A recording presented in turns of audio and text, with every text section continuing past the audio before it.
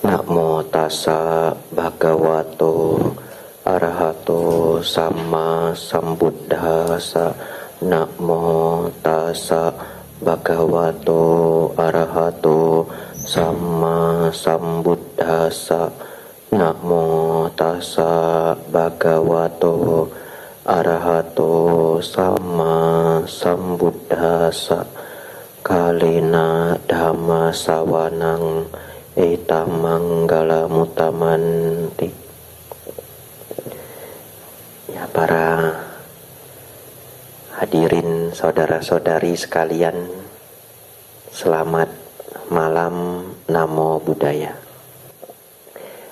Hari ini kita akan belajar sutta yang sangat bagus, ya.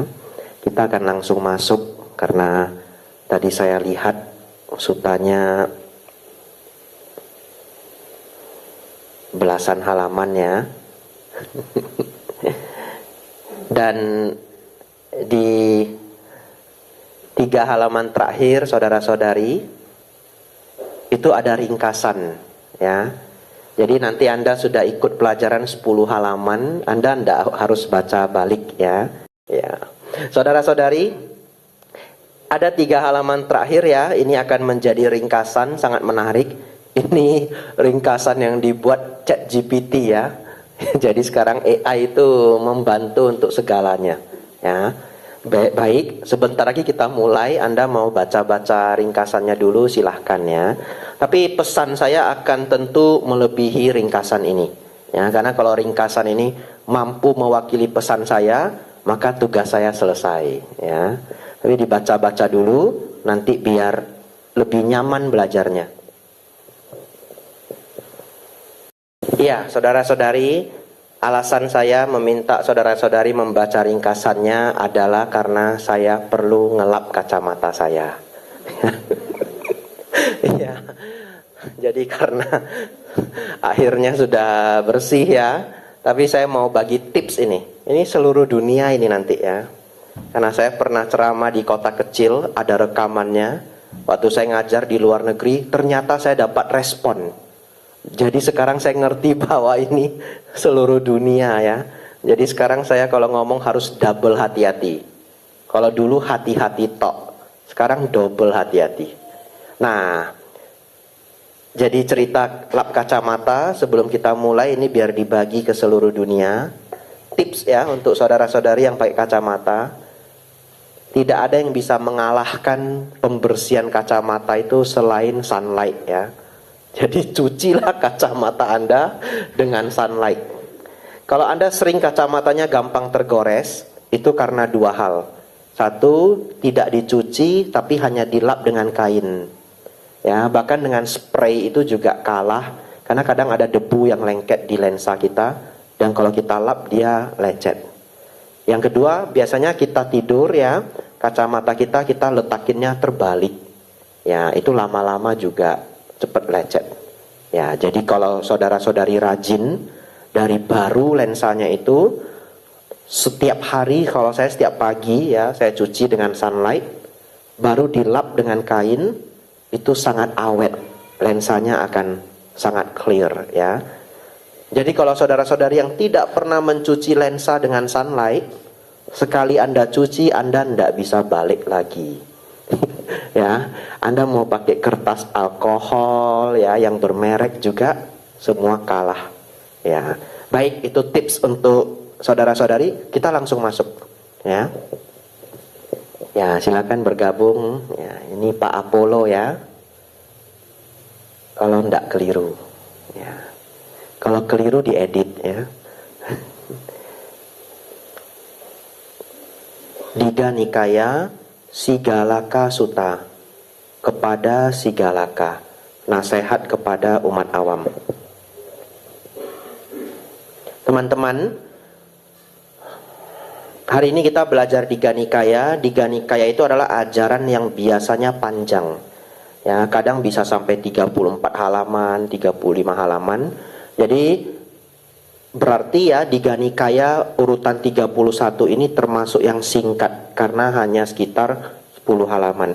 Lalu yang kedua, sutta ini termasuk legendaris. Jadi teman-teman hari ini belajar kitab suci yang termasuk legendaris. Dulu saya pernah mengajarkan beberapa suta yang legendaris juga. Salah satunya Kalama Suta. Ya, itu legendaris sekali. Ini tidak kalah legendarisnya. Demikianlah yang kudengar pada suatu ketika Sang Bagawa sedang menetap di Raja Gaha, di Taman Suakatupai di hutan bambu. Pada saat itu si Galaka, putra seorang perumah tangga, setelah bangun pagi dan keluar dari Raja Gaha, sedang menyembah dengan pakaian dan rambut basah dan tangan dirangkapkan ke arah yang berbeda-beda, ke timur, selatan, barat, dan utara, ke bawah dan ke atas. Dan Sang Bagawa setelah bangun pagi dan merapikan jubah, membawa jubah dan mangkuknya pergi ke Raja Gaha untuk menerima dana makanan. Dan melihat si Galaka menyembah ke arah yang berbeda-beda, beliau berkata, "Putra perumah tangga, mengapa engkau bangun pagi untuk menyembah arah yang berbeda-beda?" Bagawa adalah nama lain Sang Buddha. "Ayahku ketika menjelang meninggal dunia menyuruhku melakukan hal ini. Dan karena itu, Bagawa, demi hormatku kepada kata-kata ayahku yang sangat kuhargai, kuhormati dan kusucikan, aku bangun pagi dan menyembah dengan cara ini ke 6 arah. Tetapi putra perumah tangga, itu bukanlah cara yang benar dalam menyembah 6 arah menurut disiplin Arya. Jadi Bagawa, bagaimanakah seharusnya seseorang menyembah ke 6 arah menurut disiplin Arya? Baik sekali jika Bagawa mengajariku cara yang benar dalam menyembah 6 arah menurut disiplin Arya. Dengarkanlah, perhatikanlah, dan aku akan berbicara." "Baik Bagawa," jawab si Galaka, dan Sang Bagawa berkata. Kita stop dulu ya. Pertanyaan saya teman-teman ya. Dari informasi suta kita hanya dapat informasi ini ya. Jadi selain dari informasi ini, itu kita sebut opini. Opini itu bisa banyak ya. Anda dengar dari pembahasan guru yang berbeda, ya opininya berbeda. Ya, oleh karena itu kalau saya belajar suta, saya selalu dengan penuh kesadaran memahami bahwa ini informasi dari suta dan ini opini. Nah, dan kita harus dengan bijaksana memprioritaskan ya apa yang ada di suta. Tetapi kita tentu boleh beropini. Nah, saudara-saudari, kira-kira kenapa pemuda si Galaka menyembah ke 6 arah? Kira-kira dia menyembah ke siapa? Ya. Kemungkinan, nah ini opini ya, dia menyembah ke para dewa, ya, karena zaman India kuno dewa itu sangat banyak versi, ya, tidak beda juga dengan di Tiongkok, ya, punya sangat banyak versi dewa, ya, di India kuno sangat banyak versi dewa. Nah, jadi ada kemungkinan ayahnya meminta dia menyembah pagi-pagi itu adalah kepada para dewa. Ya. Nah, saudara-saudari, yang kedua adalah saking pentingnya bagi dia menyembah di waktu yang tepat, bahkan ketika rambutnya masih basah, dia udah keluar untuk menyembah. Ya. Dan kemungkinan juga rambut orang zaman dulu itu panjang. Ya. Jadi biasanya kalau rambut panjang itu dalam keadaan basah sebenarnya belum nyaman. Tapi karena sudah waktunya, ya dia lakoni. Lalu, di berbagai tradisi, sesungguhnya di berbagai tradisi kita juga melakukannya. Ya. Nah, kalau orang Tionghoa di Medan, tidak semuanya, tapi sebagian, ya, ada yang percaya. Kalau ada problem tidak selesai-selesai, sembayang langit jam 2 pagi. Nah, dan ada yang lakukan. Ya jam 2 pagi dia bangun. Kalau masalahnya masalah ekonomi, terbantu. Kenapa Bante? Ya habis sembahyang kerja ya. Orang lain kerja jam 8, kita kerja jam 2 ya sangat membantu ekonomi ya. Ya kalau kita buka toko, kita jam 5 kita udah bisa buka ya. Ya. Atau kalau kita kerja apapun ya, kuliah atau apapun, ya itu terbantu ya, jam 2 udah bangun. Tapi kalau jam 2 habis sembahyang bangun tidur lagi, bangun jam 10 kayaknya rezekinya ndak jalan juga. Ya. Baik saudara-saudari, tetapi kalau kita ambil hikmahnya ya, seseorang yang mampu bangun pagi jam 2 tentu tekadnya luar biasa ya, dia punya tekad untuk mengubah nasib. Lalu pikirannya menjadi sangat jernih dan dia membuka hari-harinya dengan sembahyang dengan penuh positif ya. Ya, beberapa orang benar-benar masalahnya selesai. Ya. Saudara-saudari, di berbagai kultur hal ini terjadi. Saya akan lanjutkan pembahasannya. Nanti akan ada hal baik yang bisa Bapak Ibu bawa pulang ya. Kita lanjut. Berumah tangga muda adalah dengan meninggalkan 4 kekotoran perbuatan, dengan tidak melakukan kejahatan dari 4 penyebab, dengan tidak mengikuti 6 cara membuang harta seseorang, dengan menghindari 14 kejahatan ini, maka siswa Arya mencakup 6 arah. Dan dengan praktik demikian menjadi seorang penakluk dari 2 alam, sehingga semua akan berjalan lancar baginya, baik di alam ini maupun di alam berikutnya. Dan saat hancurnya jasmani setelah kematian, ia akan pergi ke alam bahagia, alam surga. Apakah 4 kekotoran perbuatan yang harus ditinggalkan? Pertama, membunuh. Kedua adalah mengambil apa yang tidak diberikan. Ketiga, pelanggaran seksual. Keempat adalah berbohong. Ini adalah 4 kekotoran perbuatan yang harus ditinggalkan. Yang bawa pena, silakan catat di sampingnya, dibuat kurung kurawal. 4 ini adalah sila, betul ya? Jadi Sang Buddha menggunakan kesempatan emas. Orang ini tidak ngerti apa-apa, pokoknya dia dipesanin sama ayahnya, pagi-pagi sembahyang seluruh arah. Timur, barat, selatan, utara, atas dan bawah. Dan Sang Buddha ambil kesempatan ini mengajarkan dharma dia secara komplit. Ya, kita bisa belajar dari Sang Buddha. Kalau Anda ingin mengajarkan dharma kepada seseorang dan orang itu sangat punya keyakinan ke Anda, karena ini situasinya berbeda-beda. Kalau orangnya sangat punya keyakinan ke Anda bisa langsung masuk ke sila. Ya, kita lanjut. Dan setelah yang sempurna menempuh sang jalan berbicara, dan setelah yang sempurna menempuh sang jalan berbicara, sang guru menambahkan, membunuh dan mencuri, berbohong, pelanggaran seksual, dicela oleh para bijaksana. Apakah 4 penyebab kejahatan yang harus ia hindari? Kejahatan yang muncul dari kemelekatan, muncul dari kebencian, muncul dari kebodohan, muncul dari ketakutan. Jika seorang siswa Arya tidak bertindak karena kemelekatan, kebencian, kebodohan atau ketakutan, maka ia tidak akan melakukan kejahatan yang disebabkan oleh salah satu dari 4 penyebab ini. Demikianlah Sang Bagawa berkata. Dan setelah yang sempurna menempuh sang jalan berbicara, sang guru menambahkan, keinginan dan kebencian, ketakutan dan kebodohan.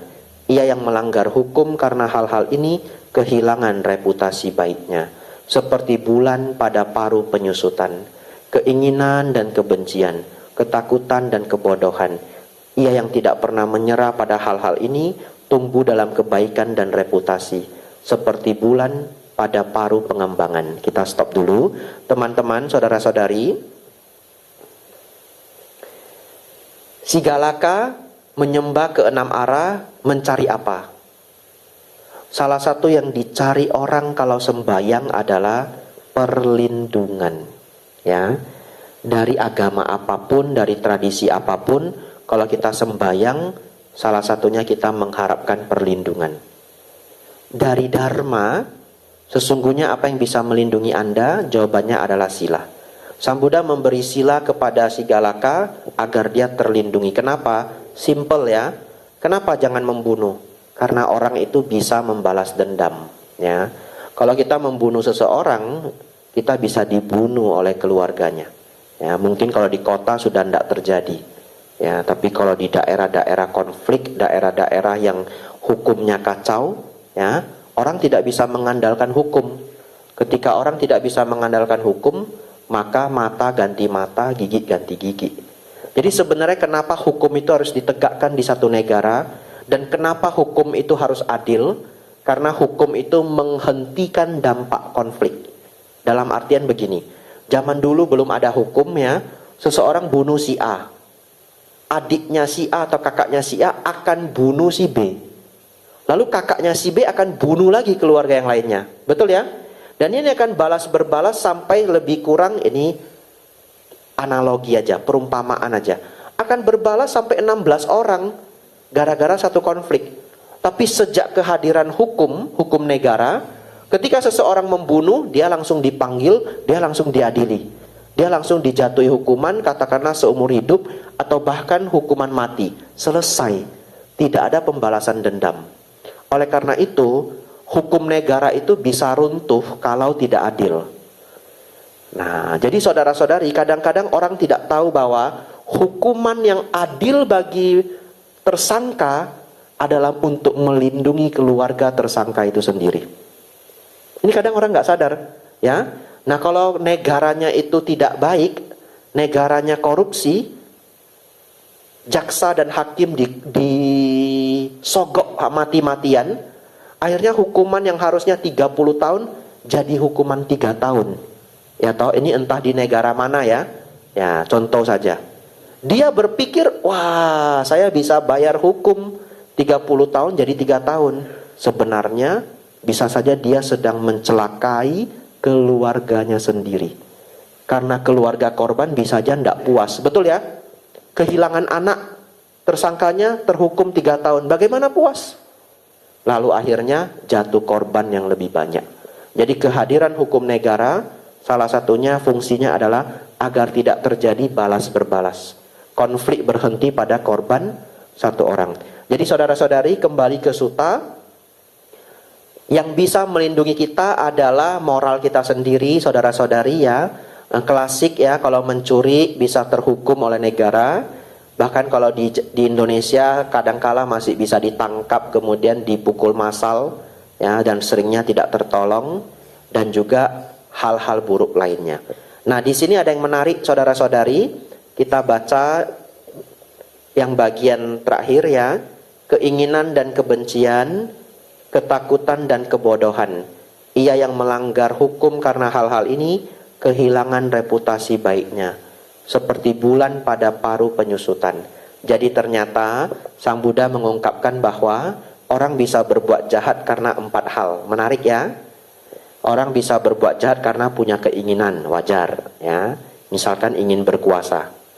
Orang bisa berbuat jahat karena kebencian. Ini juga wajar ya. Dalam artian wajar itu gampang kita pahami. Tapi kadang seseorang berbuat kejahatan karena takut. Dan kadang orang berbuat jahat karena bodoh. Karena takut contohnya apa Bante?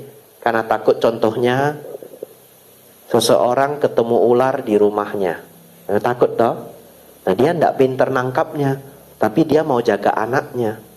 Mau tidak mau dia pukul kepalanya si ular. Ya, jadi itu namanya membunuh karena ketakutan. Ya, ya. Jadi kalau itu hanya contoh ya. Ya, jangan nanti jadi pemikiran kata Bante Abijato, kalau ketemu ular pukul kepalanya. Enggak ya, itu hanya contoh aja ya. Terus kalau ketemu ular gimana Bante? Kabur secepat-cepatnya ya. Kabur ya. Kalau anak Anda, cucu Anda ada di sana ya angkat, cepat-cepat pergi ya.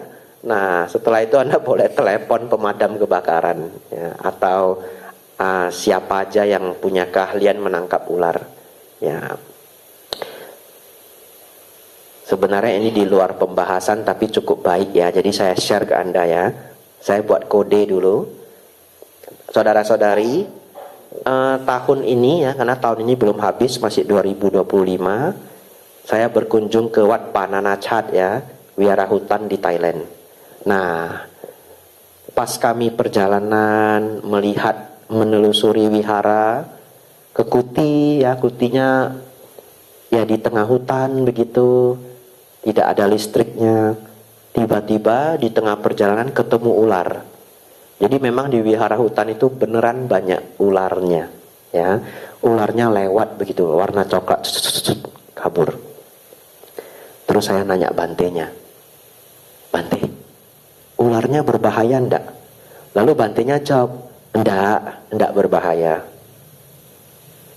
Kok enggak berbahaya Bante? Lah ularnya lari katanya. Ternyata kalau berbahaya itu ularnya enggak lari. Jadi saya dapat ilmu baru, ini mau sharing ke Anda. Ternyata kalau ular yang beracun ketemu manusia, dia diem aja. Karena dia pede. Ya, mungkin dalam hatinya, cobalah lu senggol saya gitu ya. Tak patok anicca wata sangkara. Dia sudah Buddhis, dia ada di wihara ya. Jadi kalau ularnya kabur berarti tidak beracun. Itu ilmu. Jadi saudara-saudari kalau lagi hiking, lagi trekking ketemu ular, dia diem, dia pede, mau dia besar atau kecil jangan diganggu ya. Lalu saya tanya lagi, ini biku kota kurang pengalaman, betul ya? Saya tanya lagi, jadi Bante, kalau pas kita apalagi malam-malam pakai senter ataupun pagi-pagi siang-siang ya, kalau beneran ketemu ular, ularnya diam gimana Bante? Kitanya yang lari kata Bantenya. Tapi larinya maksudnya kitanya yang muter ya.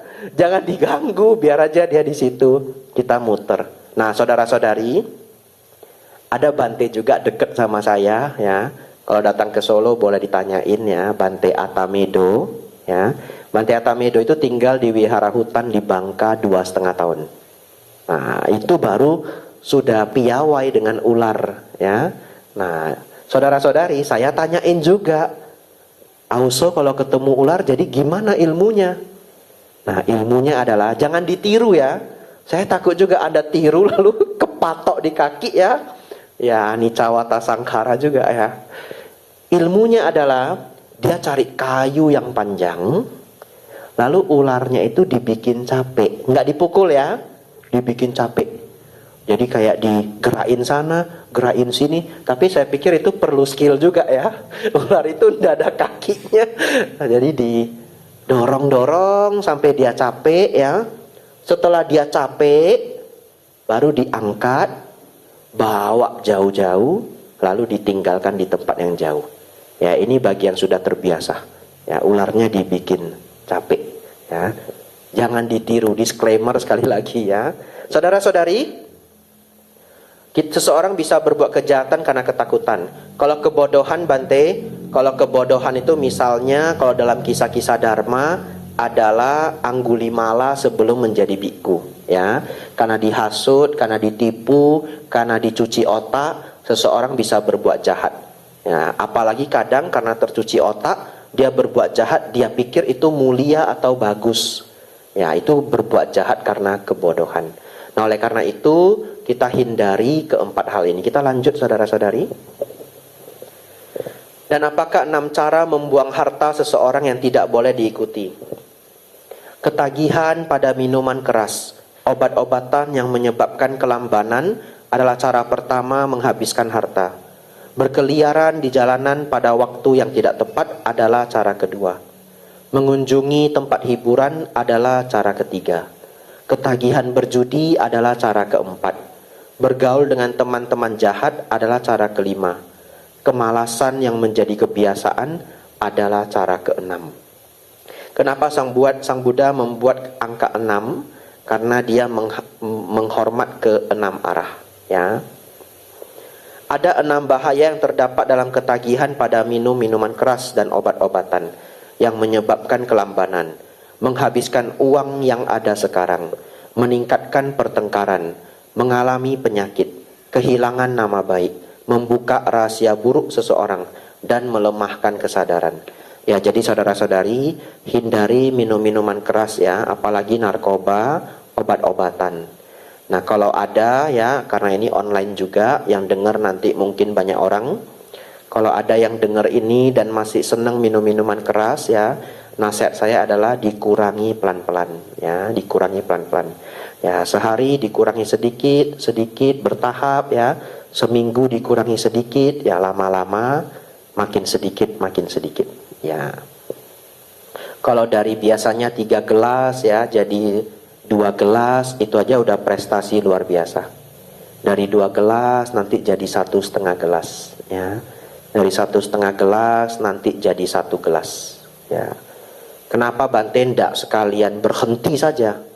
Boleh kalau tekadnya kuat. Persoalannya tidak semua orang berhasil, ya. Istilah bahasa Inggrisnya itu cold turkey, ya, cold turkey.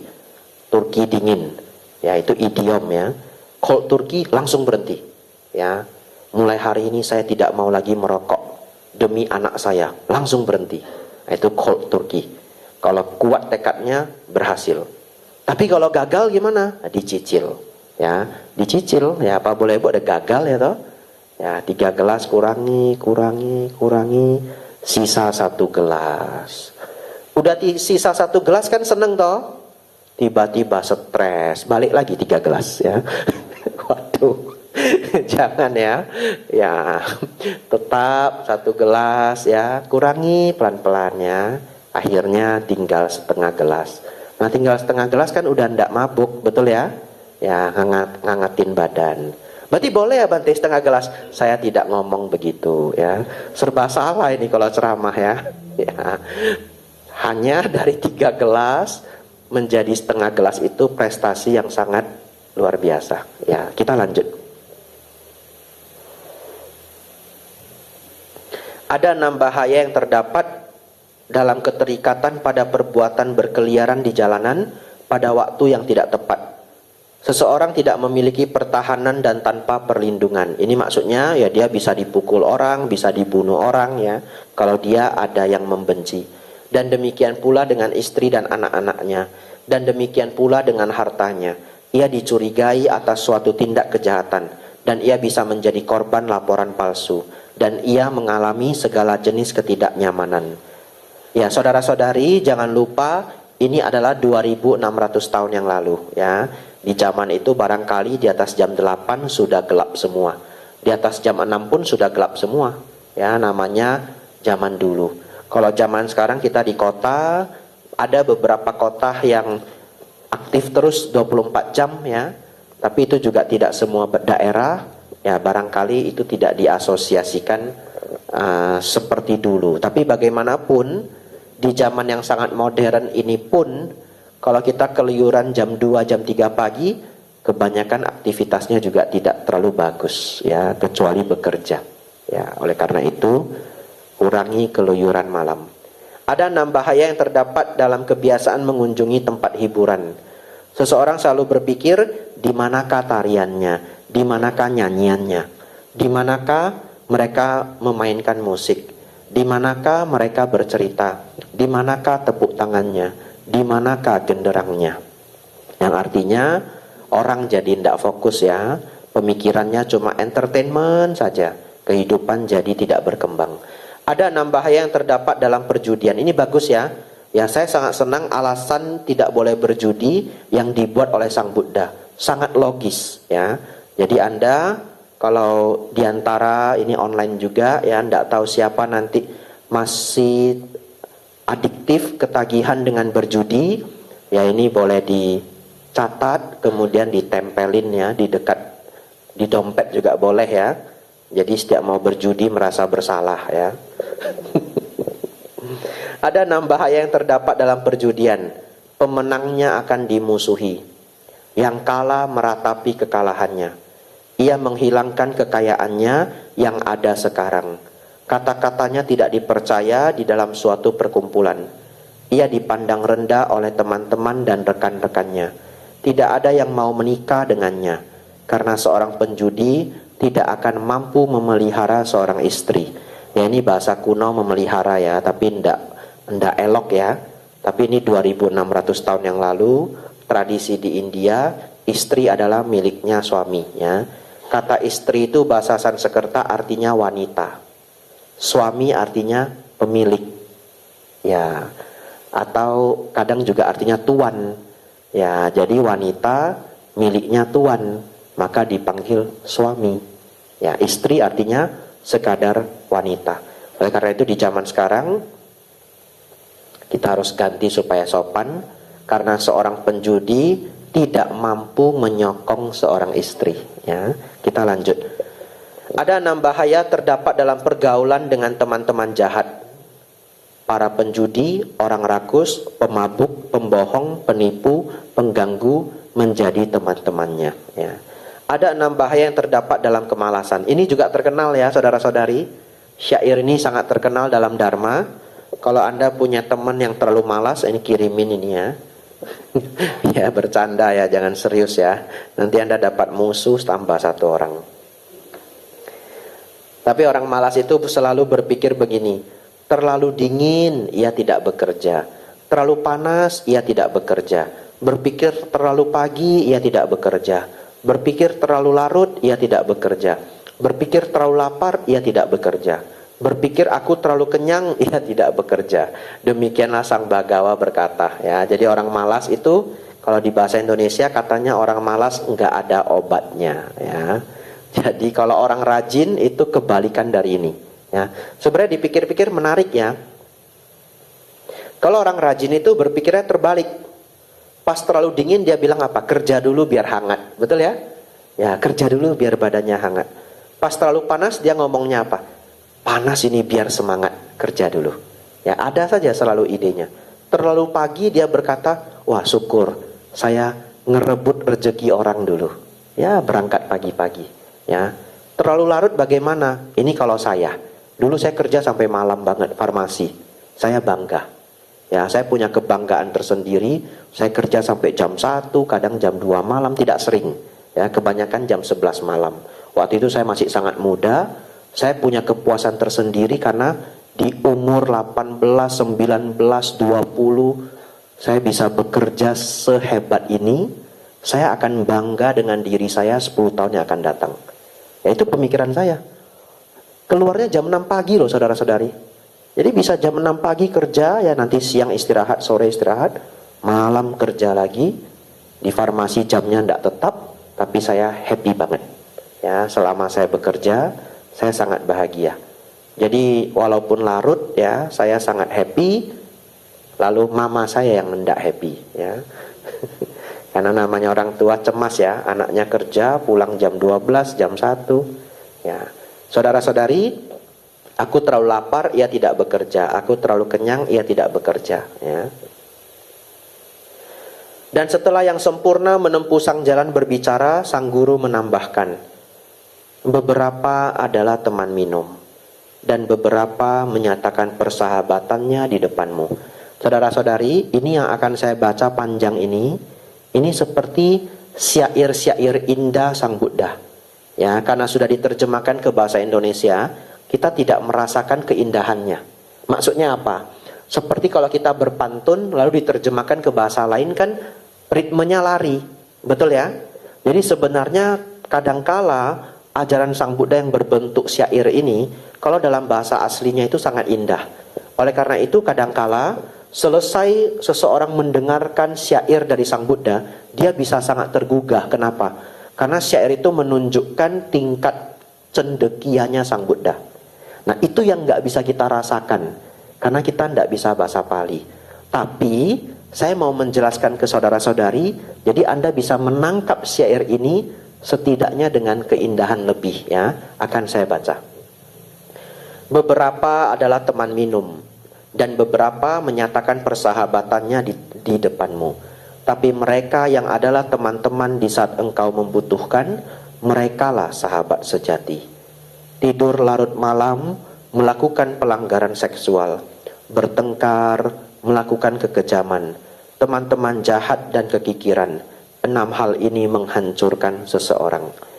Ia yang bergaul dengan teman-teman jahat dan menghabiskan waktu melakukan perbuatan-perbuatan jahat di alam ini dan di alam berikutnya juga, orang itu akan menderita kesengsaraan, berjudi, prostitusi, dan bermabukan juga, menari, menyanyi, tidur di siang hari,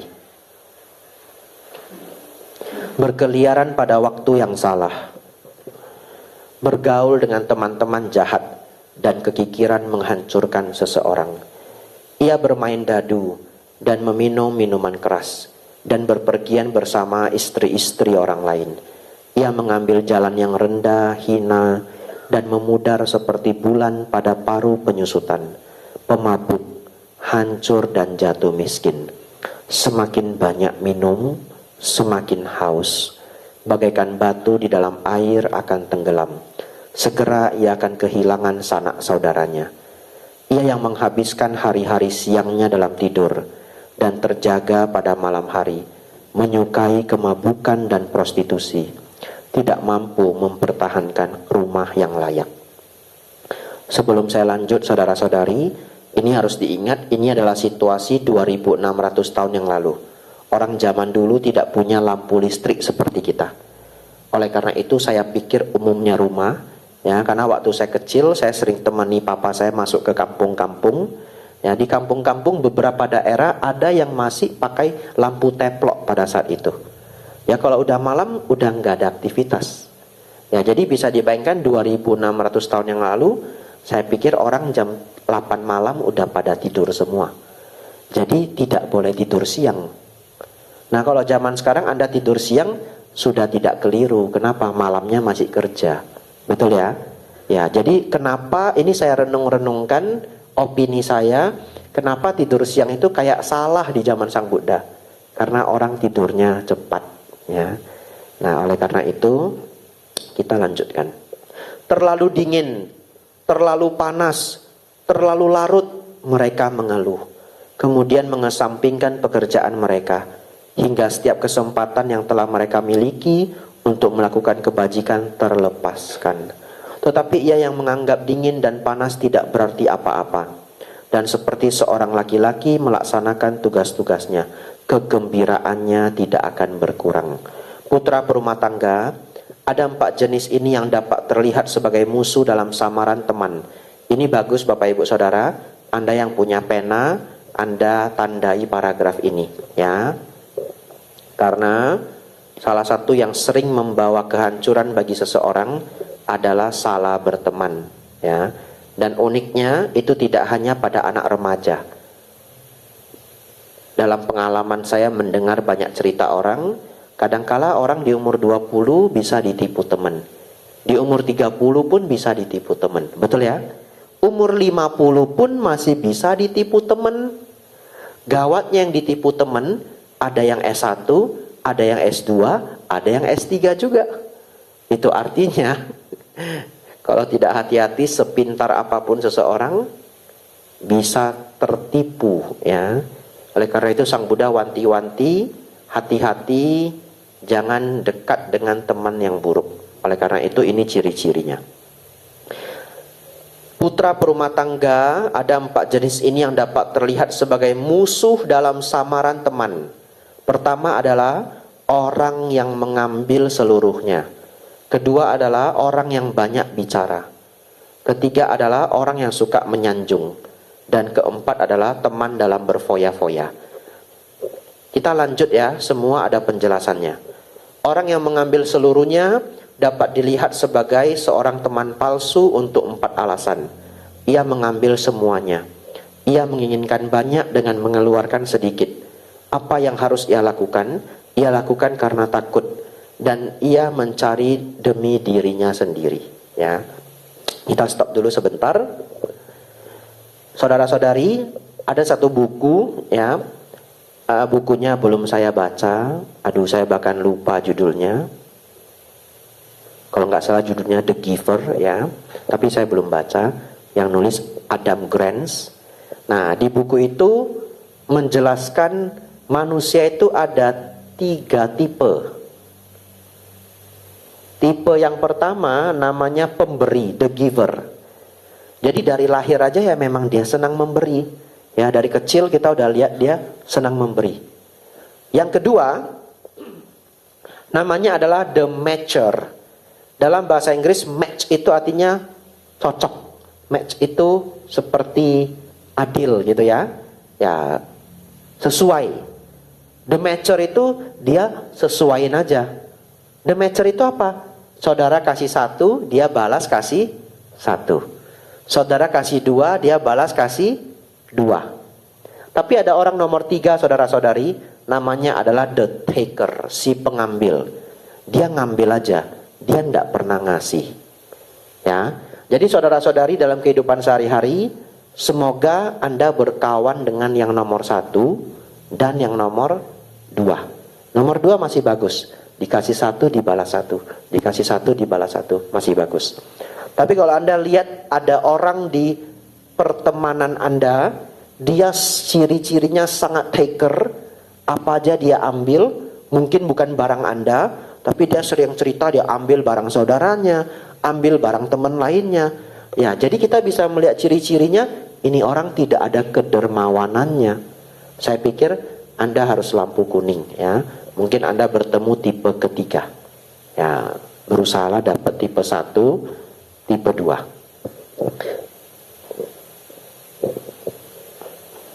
Orang yang banyak bicara dapat dilihat sebagai seorang teman palsu untuk 4 alasan. Ya, ini arti dari banyak bicara. 1, ia suka membicarakan masa lampau dan masa depan. Ia mengucapkan omong kosong tentang belas kasihan. Dan ketika sesuatu harus dikerjakan sekarang, ia mengaku tidak mampu karena suatu bencana. Ya. Barangkali kalau opini saya, ia suka membicarakan masa lampau dan masa depan adalah mengenai dirinya. Ya, jadi dia sibuk menceritakan tentang dirinya aja. Ya, lalu omong kosong tentang belas kasihan. Dalam artian dia selalu menceritakan tuh kasihannya, tapi dia ya tidak pernah bantu juga. Ya, ya pas ketika semua orang membantu, dia menghilang. Ya, lanjut.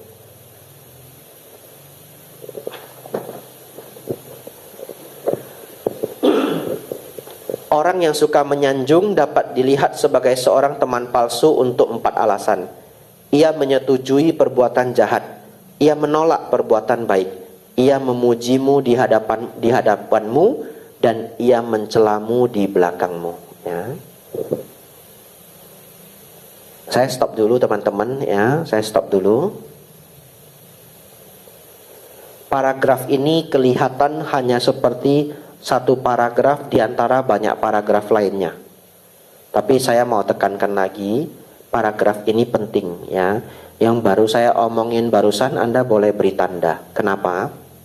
Karena beberapa kali saya didatangi umat, bahkan teman baik saya sendiri, dan mereka bertanya seperti ini, Bante, saya senang berbuat baik, orang ya senang saya tolong, tapi kenapa ya? Saya udah baik nolong teman saya malah ditipu, Bante. Beberapa kali saya berbuat baik, saya malah dimanfaatkan, saya malah dijahati. Kalau begitu ya, nggak mau jadi baik lagi dah, Bante. Kapok saya. Nah, gimana ngasih nasihatnya? Dalam kehidupan sehari-hari bisa atau terjadi, ya? Kita udah baik sama orang, tapi dia malah jahat sama kita.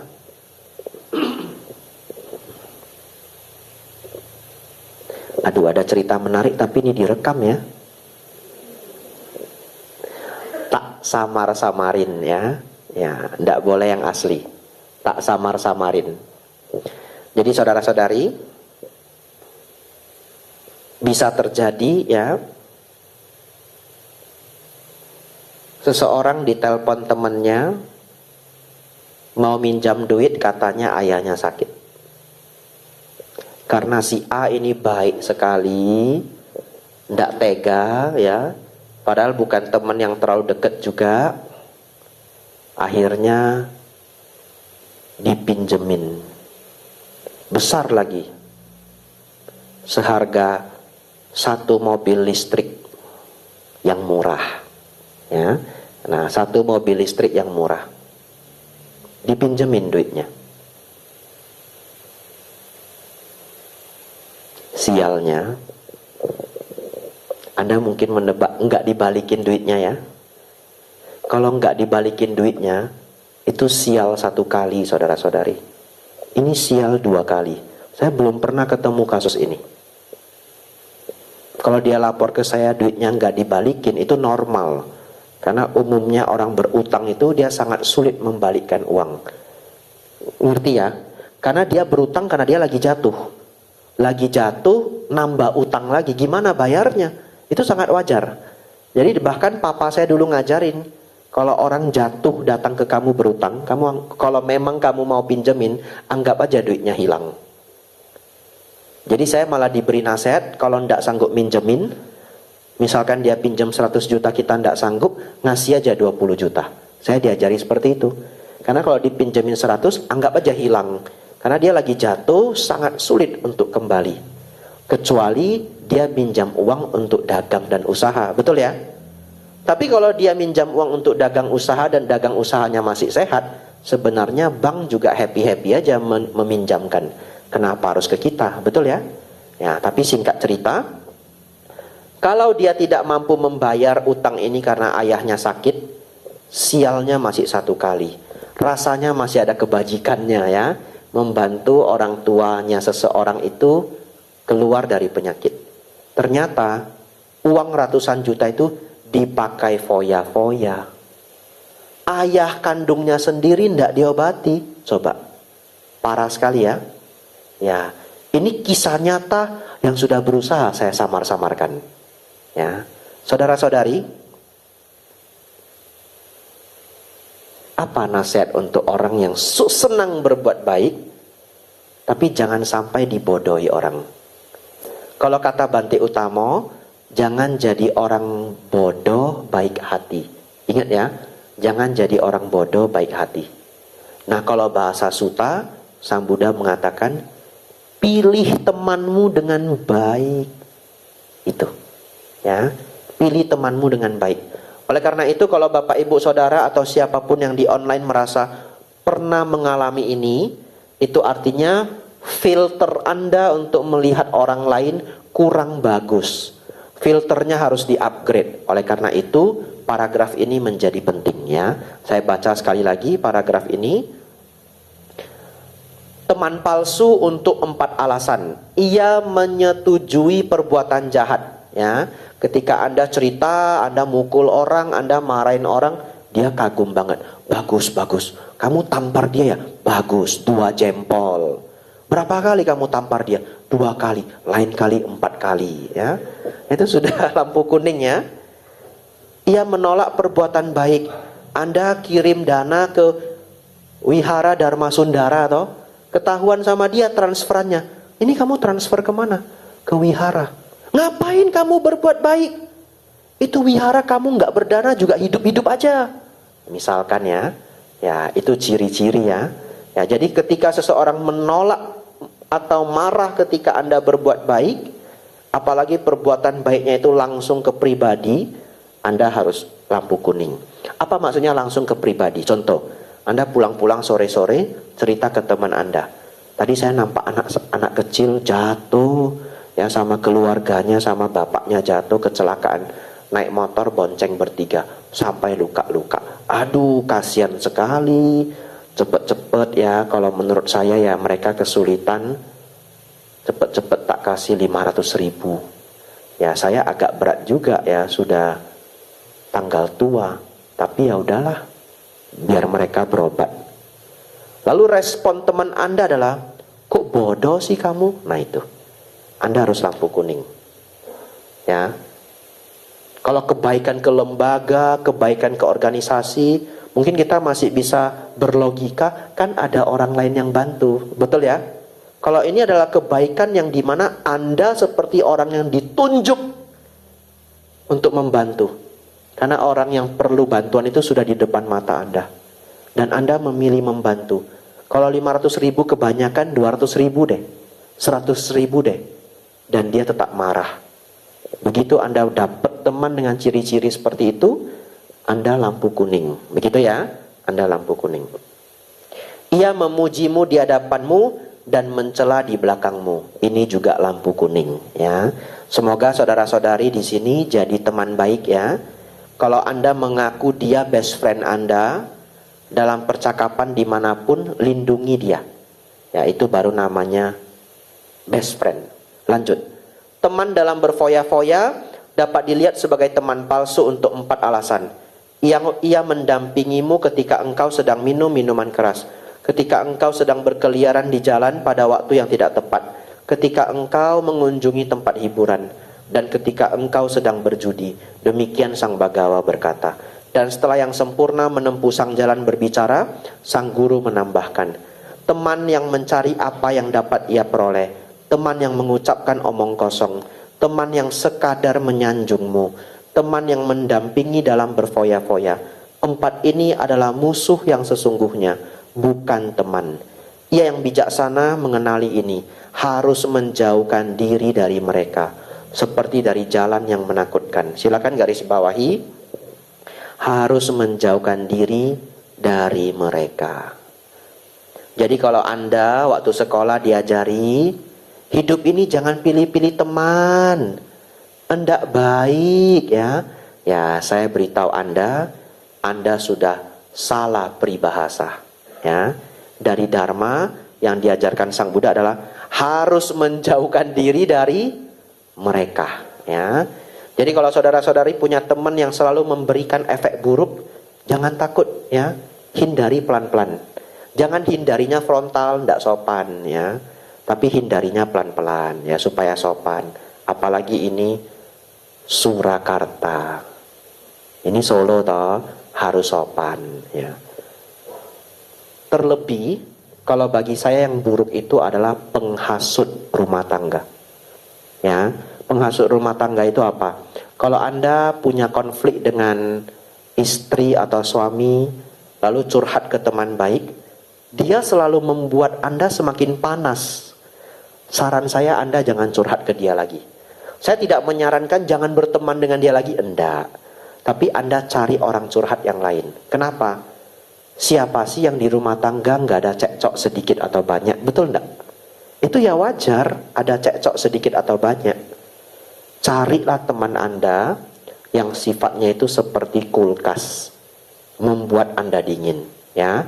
Anda kalau marah, Anda harus punya teman yang seperti kulkas, setidaknya satu. Ada keributan di rumah, pergi ke dia. Dia enak banget. Suami saya ya, aduh, nggak pernah saya ketemu orang kayak begini, padahal dia tiap hari ketemu ya. Waduh, kesel banget. Masa saya begini. Tapi teman Anda hebat. Enggak lah. Wajar, dia capek kerjanya. Coba lihat berapa banyak kerjaan yang harus dia tanggung. Tidur aja sehari cuma 5 jam. Walaupun kita masih marah ya, kita akan nyeletuk. Enggak lah, orang lain juga capek. Tapi itu masuk loh, ngerti enggak? Jadi saudara-saudari kalau memberi nasihat ke orang, orangnya marah, gak apa-apa, itu tetap masuk. Nanti dia udah dingin, dia pikirin juga. Ya, jadi kalimat-kalimat yang baik itu masuk juga ke pikirannya.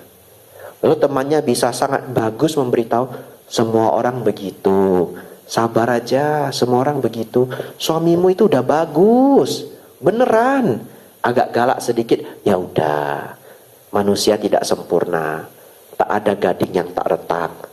Ya betul, tapi retak ya hancur, kayak begitu ya. Enggak, itu halus, lembut ya. Itu kebajikan loh itu ya. Enggak tahu ini hadir berapa orang, semoga Anda yang hadir ini semua pulang berhati kulkas. Kebajikan loh itu. Ya. Teman Anda kalau curhat ke Anda harus jadi kulkas. Ya. Sulit loh itu, ya. Anda latihan ya. Anda latihan. Bante, saya tidak pinter jadi kulkas. Bante, saya cuma pinter jadi kompor.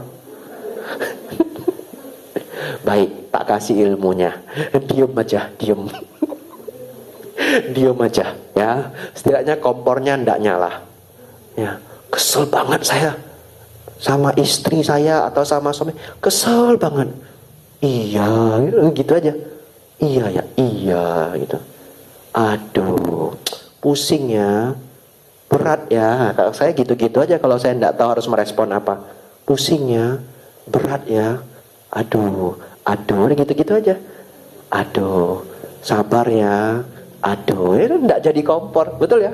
Tidak tahu lagi ilmunya, nggak pinter seperti yang tadi ya. Wajar, semua orang begitu. Demikianlah adanya. Dia berproses. Nanti makin berumur kan makin bijak. Nggak pinter seperti itu. Waduh. Berat ya, aduh, sabar ya, kompornya ndak nyala ya. Tapi kadang kompornya lupa ya, kesambet sedikit ya. Memang dari dulu apa saya bilang ya, sebelum kamu kenal dia deket itu, saya udah ngomong dia itu ndak bagus. Berantemlah. Lanjut ya saudara-saudari. Putra perumah tangga, ada 4 jenis ini yang dapat terlihat sebagai teman setia. Pertama adalah teman yang suka membantu. Kedua adalah teman yang bersikap sama dalam saat bahagia maupun tidak bahagia. Ketiga adalah teman yang menunjukkan apa yang baik bagimu. Dan keempat adalah teman yang simpatik. Ya, saudara-saudari, selain untuk melihat orang lain, syair ini juga kita untuk melihat diri sendiri, betul ya? Kita juga latihan jadi teman yang baik. Kenapa? Karena kita ndak ujuk-ujuk sempurna. Ya, orang tua ndak ujuk-ujuk jadi orang tua yang baik. Suami ndak ujuk-ujuk jadi suami yang baik. Anak ndak ujuk-ujuk jadi anak yang baik. Semua perlu latihan. Syukur kalau ada yang ngajarin. Kalau nggak ada yang ngajarin, maka terpontang-panting belajar dari kehidupan. Betul ya? Nah, jadi kalau ada pasangan muda, nggak tahu ada apa enggak di sini ya. Ya, kalau ada pasangan muda, ini tak kasih tips. Walaupun saya tidak menikah, ya, tapi banyak yang curhat ke saya. Ya, bertahan. Ada yang berantem, cekcok 5-6 tahun, terus berhenti, damai. Ini beneran ya, apalagi yang nikah muda, nah, dia akan bergulat dengan kehidupan, tapi bertahan. Ada satu waktunya akhirnya ketemu, sang suami mengerti istri senangnya apa, ndak senangnya apa. Istrinya akhirnya mengerti suaminya senang apa, ndak senang apa. Damai. Tapi kadang itu perlu waktu. Bante 7 tahun mah lama, 10 tahun ya lama. Gimana supaya lebih cepat? Ikut Dhamma kelas Bhikkhu Abhijatto, gitu ya. Ya, biar dikarbit ya. Kita lanjut saudara-saudari. Ini teman setia ya. Teman yang setia itu suka membantu. Teman yang suka membantu dapat dilihat sebagai seorang teman setia dalam 4 cara. Ia menjagamu ketika engkau lengah. Ia menjaga hartamu ketika engkau lengah. Ia adalah pelindung ketika engkau ketakutan. Dan ketika suatu pekerjaan telah selesai, ia membiarkan engkau memiliki 2 kali dari yang engkau minta. Ya, luar biasa ya. Teman yang bersikap sama dalam saat bahagia maupun tidak bahagia dapat dilihat sebagai seorang teman setia dalam 4 cara. Ia memberitahukan rahasianya kepadamu. Ia menjaga rahasiamu. Ia tidak akan membiarkanmu ketika engkau mengalami kemalangan. Ia bahkan akan mengorbankan hidupnya demi engkau. Teman-teman yang menunjukkan apa yang baik bagimu dapat dilihat sebagai seorang teman setia dalam 4 cara. Ia mencegahmu melakukan kejahatan. Ia mendukungmu melakukan kebaikan. Ia memberitahukan apa yang tidak engkau ketahui. Dan ia menunjukkan jalan menuju alam surga. Teman simpatik dapat dilihat sebagai seorang teman setia dalam 4 cara. Ia tidak bergembira di atas kemalanganmu. Ia bergembira di atas keberuntunganmu. Ia menghentikan mereka yang mencelamu dan ia menghargai mereka yang memujimu. Demikianlah Sang Bhagawa berkata. Dan setelah yang sempurna menempuh sang jalan berbicara, sang guru menambahkan, teman yang suka membantu dan teman di saat bahagia dan tidak bahagia. Teman yang menunjukkan jalan yang benar, teman yang bersimpati. 4 jenis teman ini oleh ia yang bijaksana harus diketahui nilai sesungguhnya.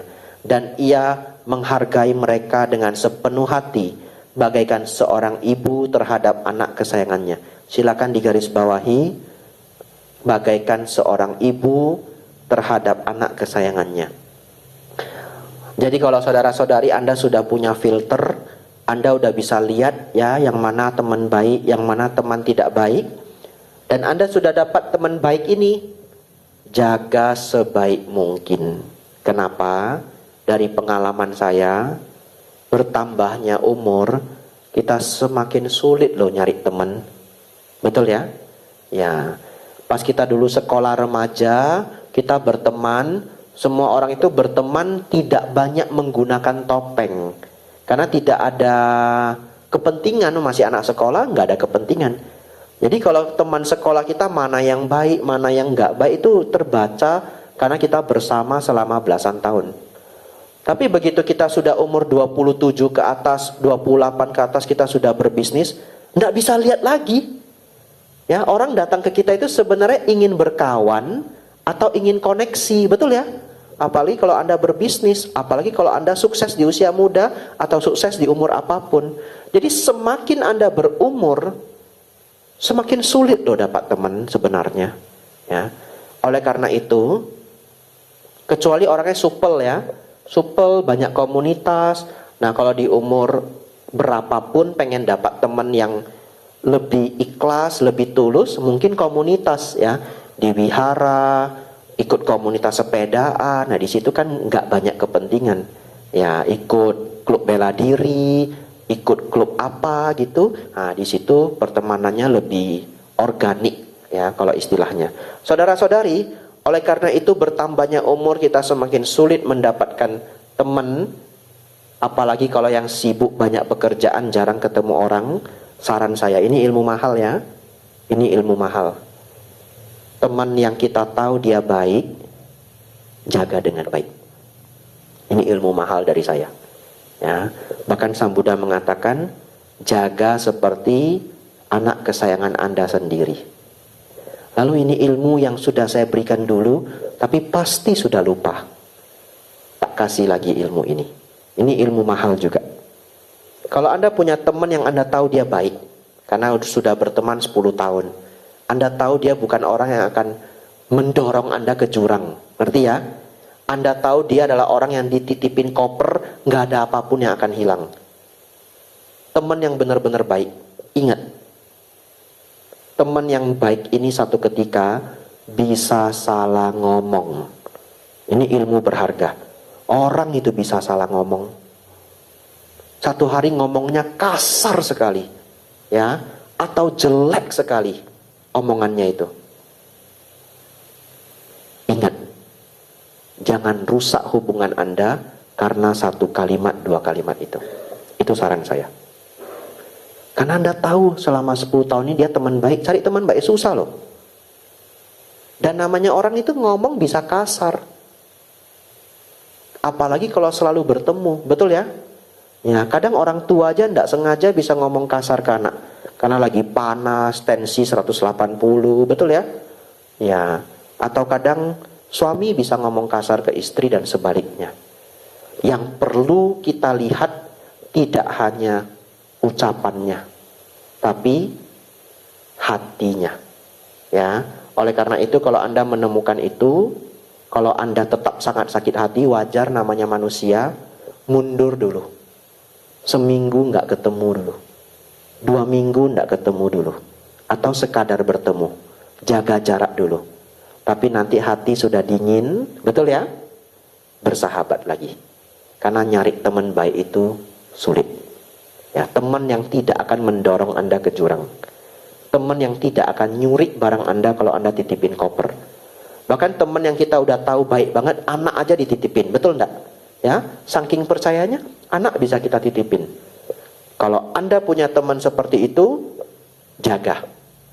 Satu hari dia salah bicara, maafkan, begitu ya. Susah bante, mundur dulu. Sudah dingin, maju lagi, ya. Lanjut, ya. Sang bijaksana yang terlatih dan disiplin bersinar bagaikan mercusuar. Ia mengumpulkan kekayaan bagaikan lebah mengumpulkan madu. Dan kekayaannya terus tumbuh bagaikan gundukan sarang semut yang semakin tinggi. Dengan kekayaannya yang diperoleh, seorang duniawi dapat mengabdikan diri demi kebaikan orang banyak. Ya, jadi kalau ada yang mengatakan belajar dharma tidak boleh kaya raya, nah Anda kasih lihat dia paragraf ini ya. Sang Buddha mengatakan silahkan mengumpulkan kekayaan. Seperti lebah mengumpulkan madu. Tetapi kekayaan itu nanti dipakai untuk membahagiakan keluarga, membahagiakan diri sendiri, membahagiakan saudara, membahagiakan teman di lingkungan Anda, dan untuk berbuat kebaikan. Betul ya? Itu ada di sutta yang lain. Ya, tapi di sutta ini Sang Buddha hanya menutup dengan seseorang mengabdikan diri demi kebaikan orang banyak. Ia harus membagi kekayaannya menjadi 4. Ini akan sangat bermanfaat. Sebagian boleh ia nikmati sesuka hatinya. 2 bagian harus digunakan untuk pekerjaan. Bagian keempat harus disimpan sebagai cadangan pada saat dibutuhkan. Jadi luar biasa saudara-saudari. Ini rumus dari Sang Buddha kalau Anda mau ikutin ya.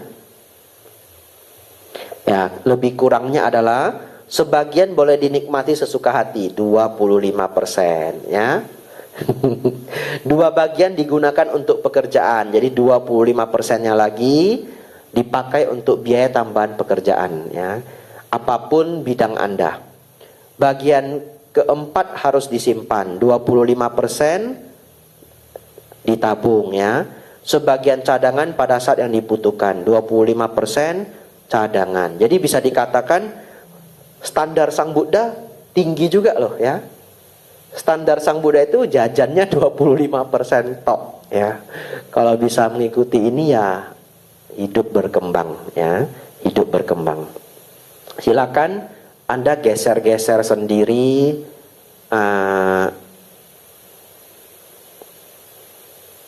persentase ini ya. Ya. Dan di Dharma ajaran Buddha tidak ada persentase untuk wihara ya. Ya. Jadi ya seikhlasnya ya, berdana ke wihara seikhlasnya. Dan bagaimanakah putra perumah tangga siswa Arya melindungi 6 penjuru? 6 hal ini harus dianggap sebagai 6 penjuru. Nah ini akhirnya si Galaka yang menyembah ke 6 penjuru tadi Sang Buddha maknai ya. Timur merupakan ibu dan ayah. Selatan adalah guru-guru. Barat adalah istri dan anak-anak. Utara merupakan teman dan rekan-rekan. Bawah adalah para pelayan, pekerja dan pembantu. Atas adalah para petapa dan brahmana.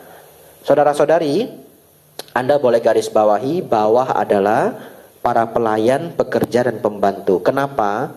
2600 tahun yang lalu saudara-saudari, di India itu masih menggunakan sistem kasta. Kalimat ini adalah kalimat yang sangat luar biasa terucap oleh seseorang di zaman itu. Ya, bahkan di Amerika ribuan tahun yang lalu, enggak ribuan, ratusan tahun yang lalu masih ada budak, betul ya? Budak itu bagaimana diberi penghargaan, penghormatan, tidak dicambuk aja udah syukur saudara-saudari. Ya, dan bahkan kalau jahat atau bukan jahat, melanggar hukum atau melanggar aturan, budak itu dibunuh saudara-saudari. Ya, istilah Amerikanya adalah clinching. Ya, saya lihat sendiri di museumnya, namanya Black Museum di Alabama. Saya lihat sendiri foto-foto bagaimana mereka itu dihukum mati saudara-saudari. Ya, jadi sangat mengerikan. Namanya clinching. Jangan nonton kalau takut.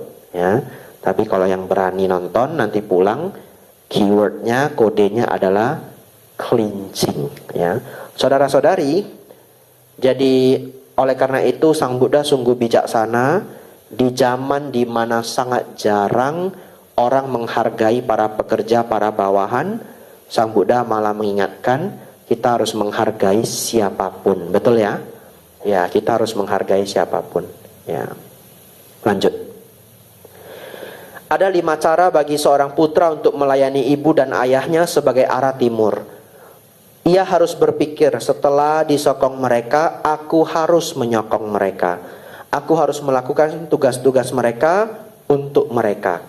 Aku harus menjaga tradisi keluarga. Aku akan layak atas warisanku. Setelah orang tuaku meninggal dunia, aku akan membagikan persembahan mewakili mereka. Dan ada 5 cara oleh orang tua yang dilayani demikian oleh putra mereka sebagai arah timur. Akan membalas. Mereka harus menjauhkannya dari kejahatan, mendukungnya dalam melakukan kebaikan, mengajarinya suatu keterampilan, mencarikan istri yang pantas, dan pada waktunya mewariskan warisan kepadanya. Saya ulangi saudara-saudari, ini adalah tugas orang tua terhadap anak ya. Menjauhkan anak dari kejahatan, mendukungnya dalam melakukan kebaikan, memberi skill kepada anak, ya, mencarikan jodoh yang pantas. Ya, ini zaman dulu 2600 tahun yang lalu. Kalau zaman sekarang ya sulit untuk mencarikan jodoh kepada anak, tapi Anda bekali anak Anda cara mencari jodoh yang tepat. Betul ya? Dibekali. Zaman sekarang Anda tidak bisa seperti zaman Siti Nurbaya lagi. Ya, Anda bekali anak Anda. Kalau anak Anda laki-laki, ajari dia cara mencari wanita yang baik dan berkualitas, ya, bibit bebek bobotnya. Putra Anda diajari ya bagaimana, sebaliknya ya, kalau putri Anda ajari bagaimana mencari pria yang baik, bagaimana karakter pria yang baik. Anda bekali. Setelah Anda bekali dengan sangat baik, ya, Anda hanya bisa berharap hasilnya baik. Untuk zaman sekarang kayaknya sudah jarang dijodoh-jodohin. Betul ya? Anda bekali aja dari dia kecil. Kalau orang yang baik itu begini loh, ya. Kalau kamu datang ke rumahnya, kamu lihat dia enggak sayang sama orang tuanya, enggak sayang sama saudara kandungnya, kamu kelak jadi seperti itu. Loh, kenapa? Dia sayang kok sama saya. Karena kamu nanti jadi keluarga intinya. Betul toh? Dia sama orang tuanya dia enggak sayang. Dia sama saudara kandungnya dia enggak sayang. Nanti Anda sudah jadi keluarganya, mungkin juga kurang disayang. Diajari, lihat ciri-cirinya. Ya, ciri-ciri itu tidak 100%, tapi bisa membantu. Ya, lanjut.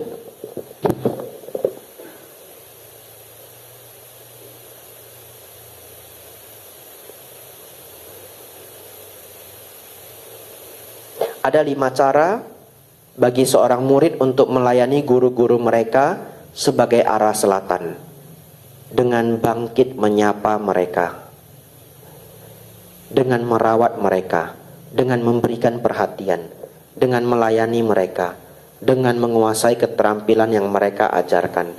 Dan ada 5 cara bagi guru yang dilayani demikian oleh murid mereka sebagai arah selatan dapat membalas. Mereka akan memberikan instruksi yang menyeluruh, memastikan mereka menangkap apa yang seharusnya mereka tangkap, memberikan landasan menyeluruh terhadap semua keterampilan, merekomendasikan murid-murid mereka kepada teman dan rekan mereka, dan memberikan keamanan di segala penjuru. Dengan demikian arah selatan telah dicakup, memberikan kedamaian dan bebas dari ketakutan di arah itu. Ada 5 cara bagi seorang suami untuk melayani istri mereka sebagai arah barat. Ya, ini ibu-ibu siap-siap ya. Ya, ini tugas suami kepada ibu-ibu ya. Semoga hasilnya bagus ya. Saya ulangi ya. Ada 5 cara bagi seorang suami untuk melayani istri mereka sebagai arah barat dengan menghormatinya, dengan tidak meremehkannya, dengan setia kepadanya, dengan memberikan kekuasaan kepadanya, dengan memberikan perhiasan kepadanya. Ini boleh digarisbawahi ya.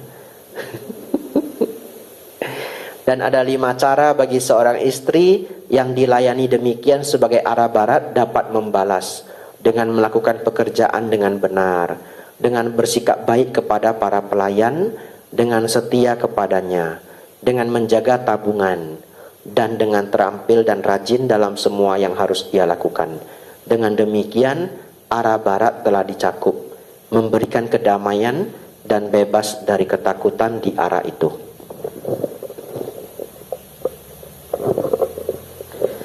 Ada 5 cara bagi seorang untuk melayani teman dan rekan mereka sebagai arah utara, dengan pemberian, dengan kata-kata yang baik, dengan menjaga kesejahteraan mereka, dengan memperlakukan mereka seperti diri sendiri. Ini khas ajaran Sang Buddha, saudara-saudari, boleh digarisbawahi ya. Kalau Anda ingin jadi orang yang baik tanpa perlu banyak rumusan-rumusan yang rumit ya, gampang aja, dengan memperlakukan orang lain seperti diri sendiri ya, dengan menepati janjinya. Dan ada 5 cara bagi teman dan rekan yang dilayani demikian sebagai arah utara dapat membalas, dengan menjaganya saat ia lengah, dengan menjaga hartanya saat ia lengah, dengan menjadi pelindung baginya saat ia ketakutan, dengan tidak meninggalkannya saat ia telah dicakup, memberikan kedamaian dan bebas dari ketakutan di arah itu, ya. Ya, saya tiba-tiba teringat teman-teman ya, satu kejadian nyata saya dengar bertahun-tahun yang lalu ya. Warkop itu 3 grup ya, kasino meninggal duluan. Lalu anak-anaknya kasino dijaga dengan baik oleh Indro. Ya, jadi dia melaksanakan Sigalo Wadasuta sebagian ya. Lanjut.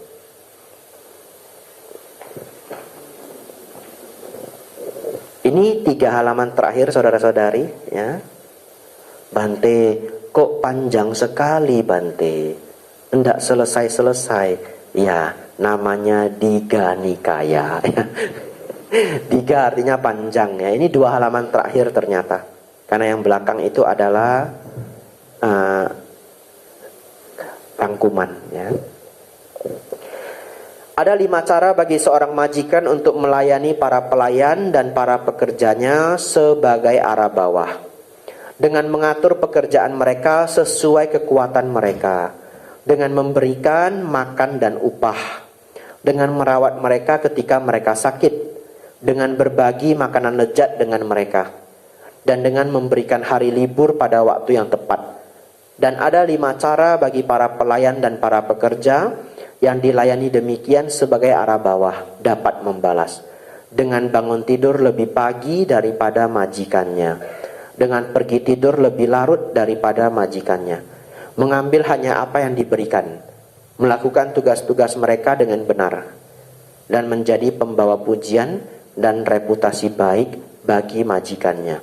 Dengan demikian arah bawah telah dicakup, memberikan kedamaian dan bebas dari ketakutan di arah itu. Ada 5 cara bagi seseorang untuk melayani para petapa dan brahmana mereka sebagai arah atas, dengan bersikap baik dalam jasmani, ucapan dan pikiran, dengan membuka pintu bagi kedatangan mereka, dengan memberikan barang-barang kebutuhan fisik mereka. Dan ada 5 cara bagi para petapa dan brahmana yang dilayani demikian sebagai arah atas dapat membalas. Mereka akan menjauhkannya dari kejahatan, mendukungnya dalam melakukan kebaikan, berbelas kasihan kepadanya, mengajarinya apa yang belum pernah ia dengar, dan menunjukkan jalan menuju alam surga. Dengan demikian arah atas telah dicakup, memberikan kedamaian dan bebas dari ketakutan di arah itu. Demikianlah Sang Bagawa berkata. Dan setelah yang sempurna menempuh sang jalan berbicara, Sang Guru menambahkan. Ya, ini habis saudara-saudari. Ya, jadi ini syair penutup dari Sang Buddha. Ya, syair yang indah. Nanti akan saya bacakan. Jadi saudara-saudari, hari ini kita belajar 9 halaman sutta. Saya tidak yakin Anda bisa ingat ajaran ini nanti setelah pulang, karena 9 halaman itu banyak. Ya, saya sudah mengajarkan ini 2 atau 3 kali. Saya sendiri belum bisa hafal. Oleh karena itu, saran saya adalah apa yang Anda rasa penting bagi hidup Anda dari 9 halaman ini Anda boleh kasih tanda, betul ya? Ya, Anda boleh kasih garis. Nanti pulang Anda boleh catat di catatan yang terpisah. Karena saya yakin 9 halaman ini ada yang pas banget untuk Anda, ada yang Anda sudah jalani, jadi Anda tinggal lewat aja. Ya. Akan saya bacakan syair yang disampaikan Sang Guru. Dan setelah yang sempurna menempuh sang jalan berbicara, Sang Guru menambahkan.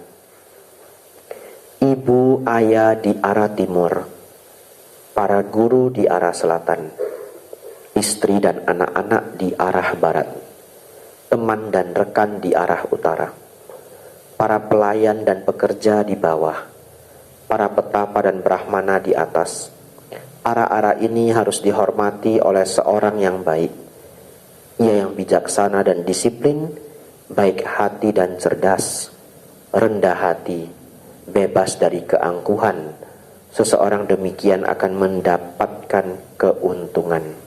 Bangun pagi, mencemooh kemalasan, tidak tergoyahkan oleh kemalangan. Berperilaku tidak tercela. Cerdas, seseorang demikian akan mendapatkan keuntungan.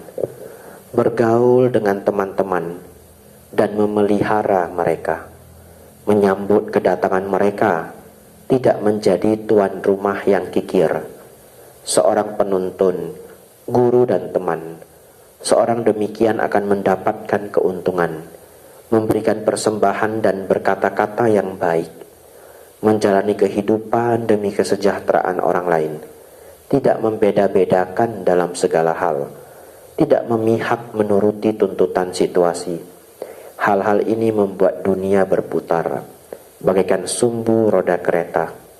Jika hal-hal demikian tidak ada ibu yang akan mendapatkan dari anaknya penghormatan dan penghargaan. Tidak juga ayah sebagaimana seharusnya mereka dapatkan. Tetapi karena kualitas-kualitas ini dianut oleh para bijaksana dengan penuh hormat, maka hal-hal ini terlihat menonjol dan sangat dipuji oleh semua. Mendengar kata-kata ini, si Galaka berkata kepada sang Bagawa, "Sungguh menakjubkan Bagawa, bagus sekali, bagaikan seorang yang menegakkan apa yang terbalik dan menunjukkan jalan bagi ia yang tersesat, atau menyalakan pelita di dalam gelap, sehingga mereka yang memiliki mata dapat melihat apa yang ada di sana. Demikian pula yang mulia Gotama telah membabarkan Dhamma dalam berbagai cara. Sudilah yang mulia Gotama menerimaku sejak hari ini sebagai seorang siswa awam hingga akhir hidupku." Ya. Saudara, kita lihat sedikit ya ringkasannya. Halaman pertama, sila dijaga dengan baik ya. Halaman kedua, jangan menghabiskan harta Anda ya dengan cara yang buruk ya. Perjudian, teman yang jahat, kemalasan ya, hiburan yang berlebihan. Dan yang menjadi topik yang sangat panjang diajarkan Sang Buddha adalah pintar melihat sahabat sejati ya, dan tahu melihat sahabat palsu.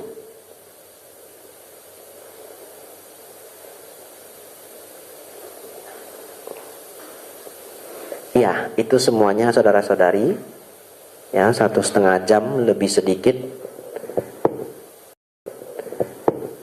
Ada yang mau bertanya silahkan ya. Karena hari ini pelajaran kita sangat umum, Anda boleh bertanya apa aja ya. Mudah-mudahan bisa terjawab ya. Kalau tidak terjawab harap maklum ya.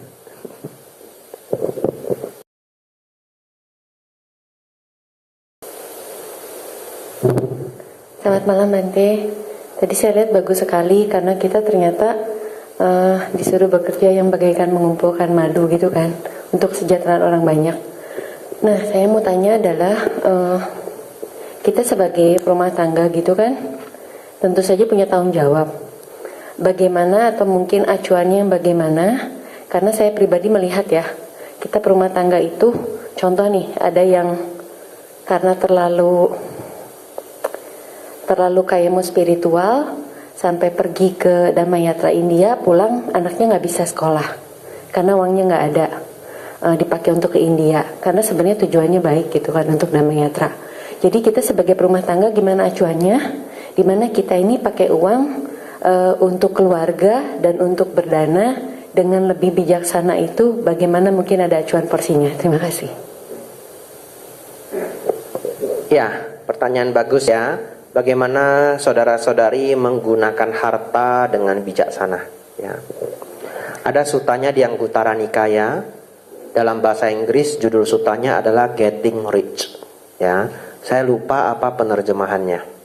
Jadi nanti pulang coba dilirik ya. Semoga saya tidak keliru. Anguttara Nikaya Getting Rich. Nah, di suta tersebut atau di suta lainnya yang berhubungan dengan harta, Sang Buddha sebenarnya mengajarkan cara pakai uang yang benar itu kayak apa. Yang tadi kita sudah lihat ya, kalau pakainya itu, kalau masih bisa diporsi-porsi, sebagian besar ditabung, betul ya. Kita bisa melihat bahwa Sang Buddha bahkan meminta kita menabung 50%. Dan 25%-nya diinvestasikan lagi di pekerjaan kita.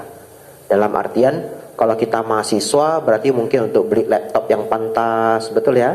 Kalau kita pekerja awal pemula, mungkin untuk apapun yang mendukung pekerjaan kita. Kalau sisanya ditabung, kalau nggak ada sisanya gimana Bante? Kan begitu ya. Bagaimanapun porsinya, di suta yang lain Sang Buddha mengajarkan satu, uang itu dipakai untuk keluarga inti, orang tua, anak dan istri. Ini wajib dulu, ya. Setelah untuk keluarga inti, selanjutnya adalah Anda punya uang untuk menghadapi problem. Ya, problemnya ada apa aja Bante? Problemnya itu ada, kalau zaman dulu raja, bencana banjir, api, betul ya? Nah kalau zaman sekarang raja apa? Kortex ya. Pajak, betul ya? Pajak harus bayar, betul ya? Kortex ya. Nah kalau udah kelamaan nggak bayar, disuratin ya. Setelah disuratin, pusing kepala, curhat ke Bante Abijato. Saudara-saudari, oleh karena itu Anda bagi porsi-porsinya, tapi intinya untuk keluarga inti, lindungi keluarga Anda. Baru setelah itu apa? Saudara kandung ya, lirik dulu saudara kandung Anda. Perlu bantuan enggak? Karena saudara kandung itu kalau istilah orang Tionghoa itu seperti kaki meja yang saling mendukung, betul ya? Kakak adik yang berfungsi baik itu seperti kaki meja. Ya, kalau tidak berfungsi baik ya itu sungguh disayangkan ya. Tapi kalau orang tua yang baik sejak kecil sudah pintar mengajarkan anak-anaknya, ajari anak-anak itu ingat saudara itu seperti kaki meja, saling dukung. Kadangkala kakak besar sedang problem, dia bisa pinjam uang sama adik-adiknya. Nanti gantian. Karena hidup itu bisa aja naik turun, betul ya? Ya, saudara-saudari, lirik saudara kandung. Setelah saudara kandung Anda lirik, teman dan sahabat baik. Ya, itu ada urutannya 11 ya. Saya tidak hafal plek ya, sejauh yang bisa saya ingat. Sahabat dekat, teman dekat. Setelah itu pembantu di rumah Anda.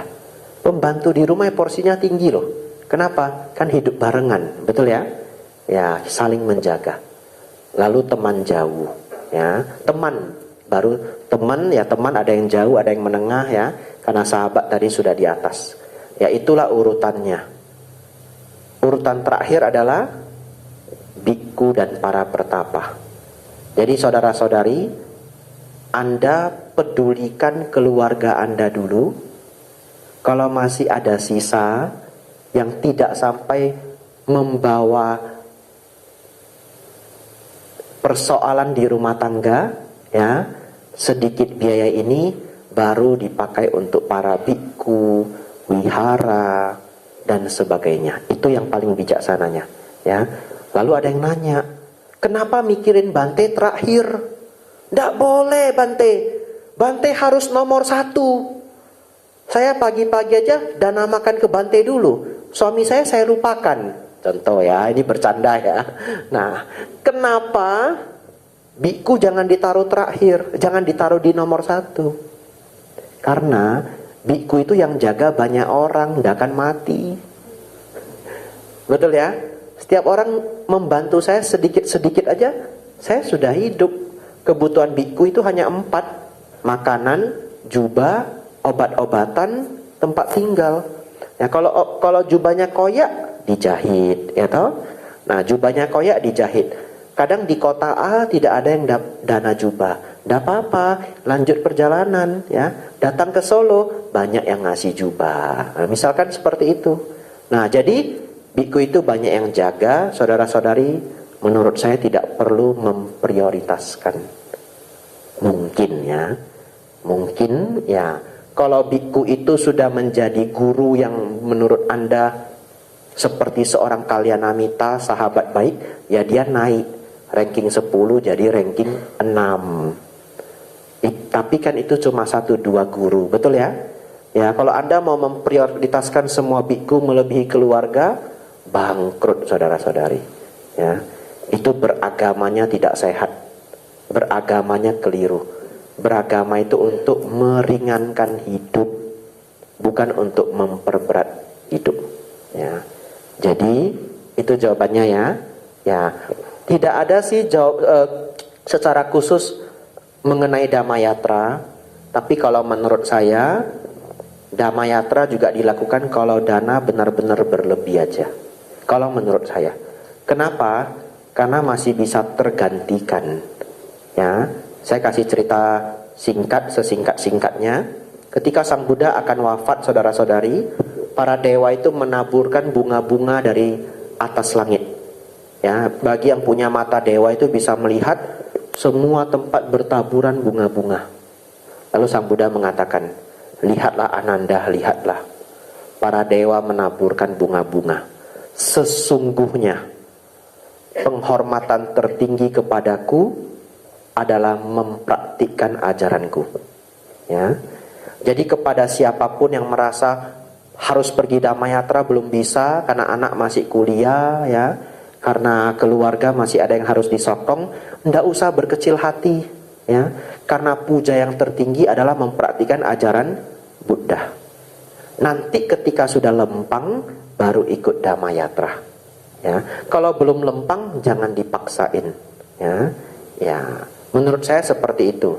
Ya, apalagi sampai berutang, ya, itu tidak benar. Ya. Baik.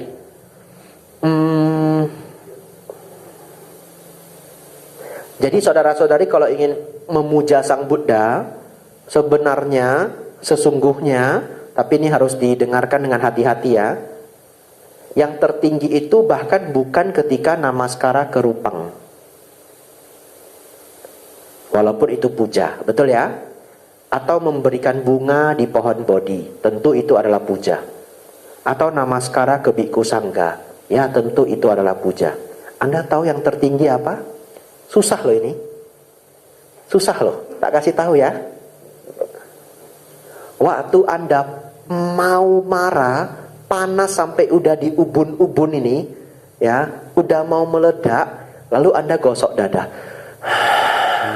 Ya sudahlah. Ya sudahlah. Namanya hidup banyak warna. Itu puja tertinggi kepada Sang Buddha. Beneran? Beneran? Ya. Jadi setiap mau marah, nih, gosok dada. Gosok dada. Saya mau sok-sokan pakai bahasa Jawa tapi tidak bisa. Kalau mau tak kasih lucu pakai bahasa Jawa. Kalau di Medan lucu tak buat bahasa Hokkien. Sok leulah, sok leulah. Ya udahlah, ya udahlah. Nah, kalau yang ketawa berarti ngerti Hokkien, ya. Apa Jawanya itu? Ya sudahlah. Nggak ada ya? Ya wes. Ada wesnya. Apa? Wes ya wes, ya. Wes ya wes, ya. Jadi kurang marahnya, ya. Tapi kalau ditambahin kompornya sakarepe dewe, marah lagi. Saya bisanya cuma itu ya saudara-saudari. Ya, jadi ketika Anda punya keinginan terlalu banyak, hidupnya sampai terlalu gelisah, malam tidur sampai susah, ya keinginan banyak sekali seperti gunung tertimbun-timbun. Sebelum tidur, renungkanlah ini. Ya, keinginan jangan terlalu banyak. Ya, tak perjuangkan satu-satu pelan-pelan. Hidup ada prosesnya. Betul ya? Sabar, itu puja kepada Sang Buddha. Ya, terakhir, susah semua ini saudara-saudari. Ya, lebih gampang nancap dupa di depan arca, lebih gampang. Ya, ini susah semua. Ya, tapi ini yang susah. Sang Buddha mengatakan kesabaran adalah tapa tertinggi, betul? Ya, tapa itu meditasi. Jadi meditasi yang paling tinggi levelnya kesabaran. Jadi kalau nanti entah apapun alasannya Anda sangat menderita, sangat kesal, sangat tidak puas, sangat tidak kecewa, sabar, ya. Keluarin mantranya. Kesabaran adalah tapa tertinggi. Wis ya wis. Yang sabar. Ini puja ke Sang Buddha, ya, ya, Bante, tapi saya tetap marah Bante, Udah pakai semua mantra Bante masih marah, ya wajar, belum arahat, betul ya? Tapi kalau dari 80% marah turun ke 40% bagus enggak? Udah bagus banget. Yang penting marahnya turun aja, ya. Marah 75% turun ke 45%, itu udah bagus. Kenapa udah bagus saudara-saudari? Karena Anda enggak meledak. Kalau meledak itu rusak hubungan, betul ya? Jadi marah itu bisa Anda turunin 20% aja, Anda udah hebat. Jadi Anda ikut kelas Dharma ini tidak harus selalu mengharapkan kemarahan saya 0 bulat. Sulit saudara-saudari, angel. 0 bulat itu arahat. Tapi Anda mampu nurunin marah setiap mau marah. 25% deh, 30% deh. Kepala Anda tidak meledak. Betul ya? Kalau demam itu tidak boleh lewat angka berapa? Siapa dokter di sini? 41 derajat ya? Lebih kurang. Betul tidak kira-kira? Anggaplah betul ya. Nah, cek Google ya. Ada loh angkanya itu demam itu nggak boleh lewat sekian. Kalau lewat itu bisa merusak otak, bisa step, ya, bisa kejang-kejang. Ya, beberapa keluarga sampai nyiapin subsitoria, obat yang dimasukkan ke dubur, karena anaknya kalau demam nggak bisa turun. Kenapa? Lewat derajat keberapa anak bisa jadi kurang pinter. Iya, itu bahaya sekali. Jadi ambang batas itu bisa diturunin 25% aja, tragedi tidak terjadi. Ya, saudara-saudari ingat ya, kalau meledak bisa rusak hubungan. Ini bos lagi marah, ini kita udah gerem minta ampun. Pen aja udah diginiin ya, gerem ini. Tapi kalau meledak dipecat. Tapi kalau nggak meledak ya, 70% dikurangi 25%, 45%, panas di dada, nggak sampai dipecat. Kesel aja. Ya, ilmu saya sudah banyak tak turunin di sini ya, di Solo ilmu saya udah habis saudara-saudari. Tapi setelah bertahun-tahun saya tahu Anda sudah lupa, saya datang lagi ya. Nafas masuk, nafas keluar. Nah, turun marahnya 25%, syukur-syukur 50%. Anda tidak meledak. Pekerjaan awet, hubungan dengan pelanggan awet, betul ya? Hubungan anak orang tua awet, hubungan suami istri awet. Terakhir untuk bagian ini. Dan kalau Anda juga melihat orang sedikit marah, Anda jangan marah lagi. Dia udah berjuang. Ngerti maksudnya ya? Kalau di depan Anda orang itu marah dan dia berjuang untuk tidak meledak, ya Anda hargai. Karena setiap orang punya kemarahan. Ya, Anda pura-pura aja tidak ngerti. Ya, saya punya ilmu saudara-saudari. Ilmunya adalah pura-pura tidak tahu. Ini beneran. Ya, kalau ada teman atau siapapun kesel sama saya, sampai cemberut, surarada tidak mau ngomong, saya pura-pura tidak tahu. Saya pura-pura nggak ngerti. Saya pura-pura bodoh aja. Kenapa? Dengan tidak merespon marahnya dia, lebih cepat akur lagi. Ngerti ya? Karena kita pura-pura tidak tahu aja. Ya, tetap manggil gitu, pagi, siang. Padahal kita tahu sifatnya berubah karena kita peka. Tapi tidak apa-apa, namanya orang ya bisa marah. Betul enggak? Kalau memang salahnya kita yang berubah. Kalau memang salahnya dia ya udah, kita maklumi. Nanti ada waktu kita bisa diskusi. Tapi ilmunya pura-pura enggak tahu. Ya. Nah, enggak tahu itu bisa berhasil di tempat Anda apa enggak ya. Karena ada orang terbalik ya, temannya marah, lu marah sama gua ya. Saya lihat lu berbeda. Sekarang lu kayaknya rodo ndak mau ngomong sama saya. Ndak selesai. Pura-pura ndak tahu aja. Ya, itu ilmu saya ya. Anda nanti eksperimen ya. Terjawab semua sudah ya. Ya, makasih ya. Ya, ada yang mau bertanya lagi silakan. Ya, Bapak ini silakan. Ya. Selamat malam Bante, Namo Buddhaya. Selamat malam. Nama saya Singgih. Pak Singgi. Iya, Pak Singgih. Menarik sekali uraian Bante tentang Sigalovada Sutta ya. Tapi saya sering membaca sutta itu selalu didahului dengan kalimat "Oh para biku". Nah, yang ingin saya tanyakan tuh, apakah ajaran Sang Buddha itu memang eksklusif untuk para biku ya? Ajaran tentang untuk perumah tangga ya seperti Sigaluwada Sutta ini jarang kita temui. Itu saja Pak Ade, terima kasih. Baik, terima kasih ya. Jawabannya adalah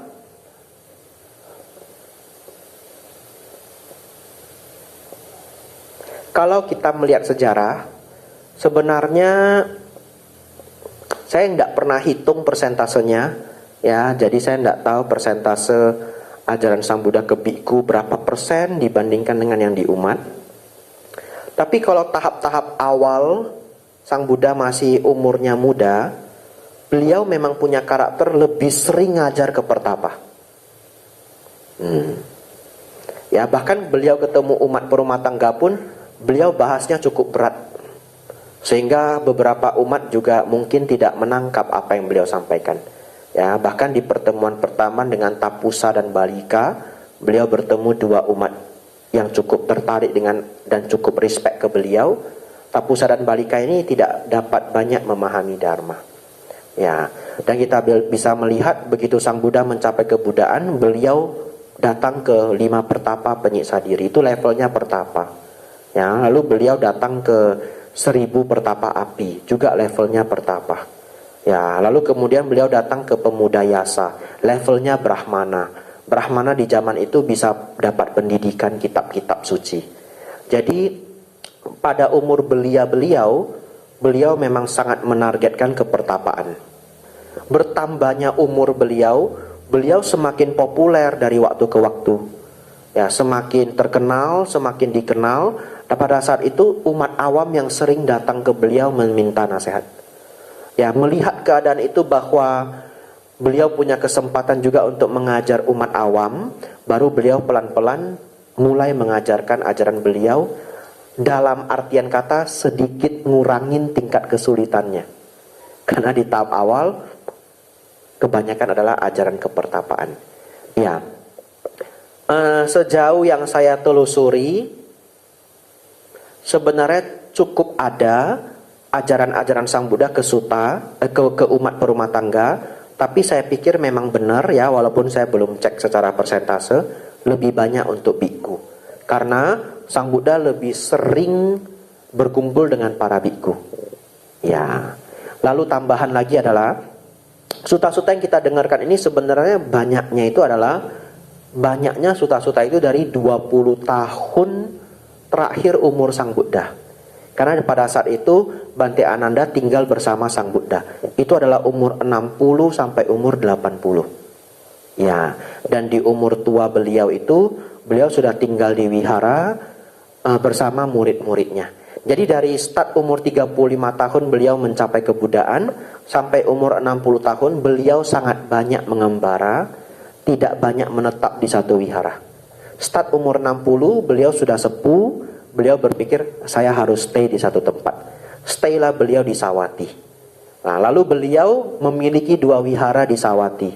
Ya, satu dibangun oleh Bapak Anathapindika. Ya, satu lagi Ibu Wisaka.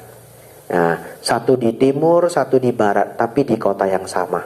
Lalu beliau punya kebiasaan kalau pagi di sini, sore di sini. Kalau sore di sini, pagi di sini.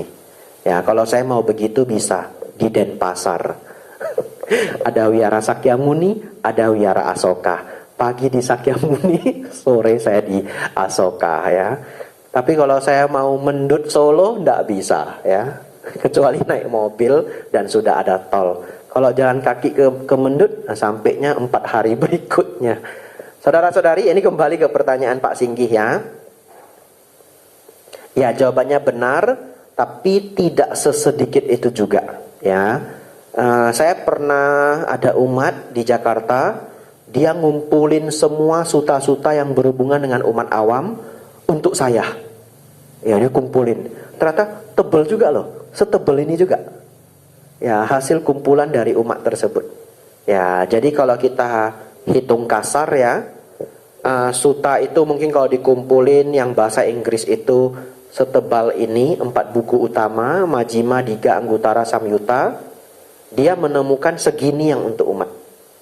Ya, itu jawabannya Pak.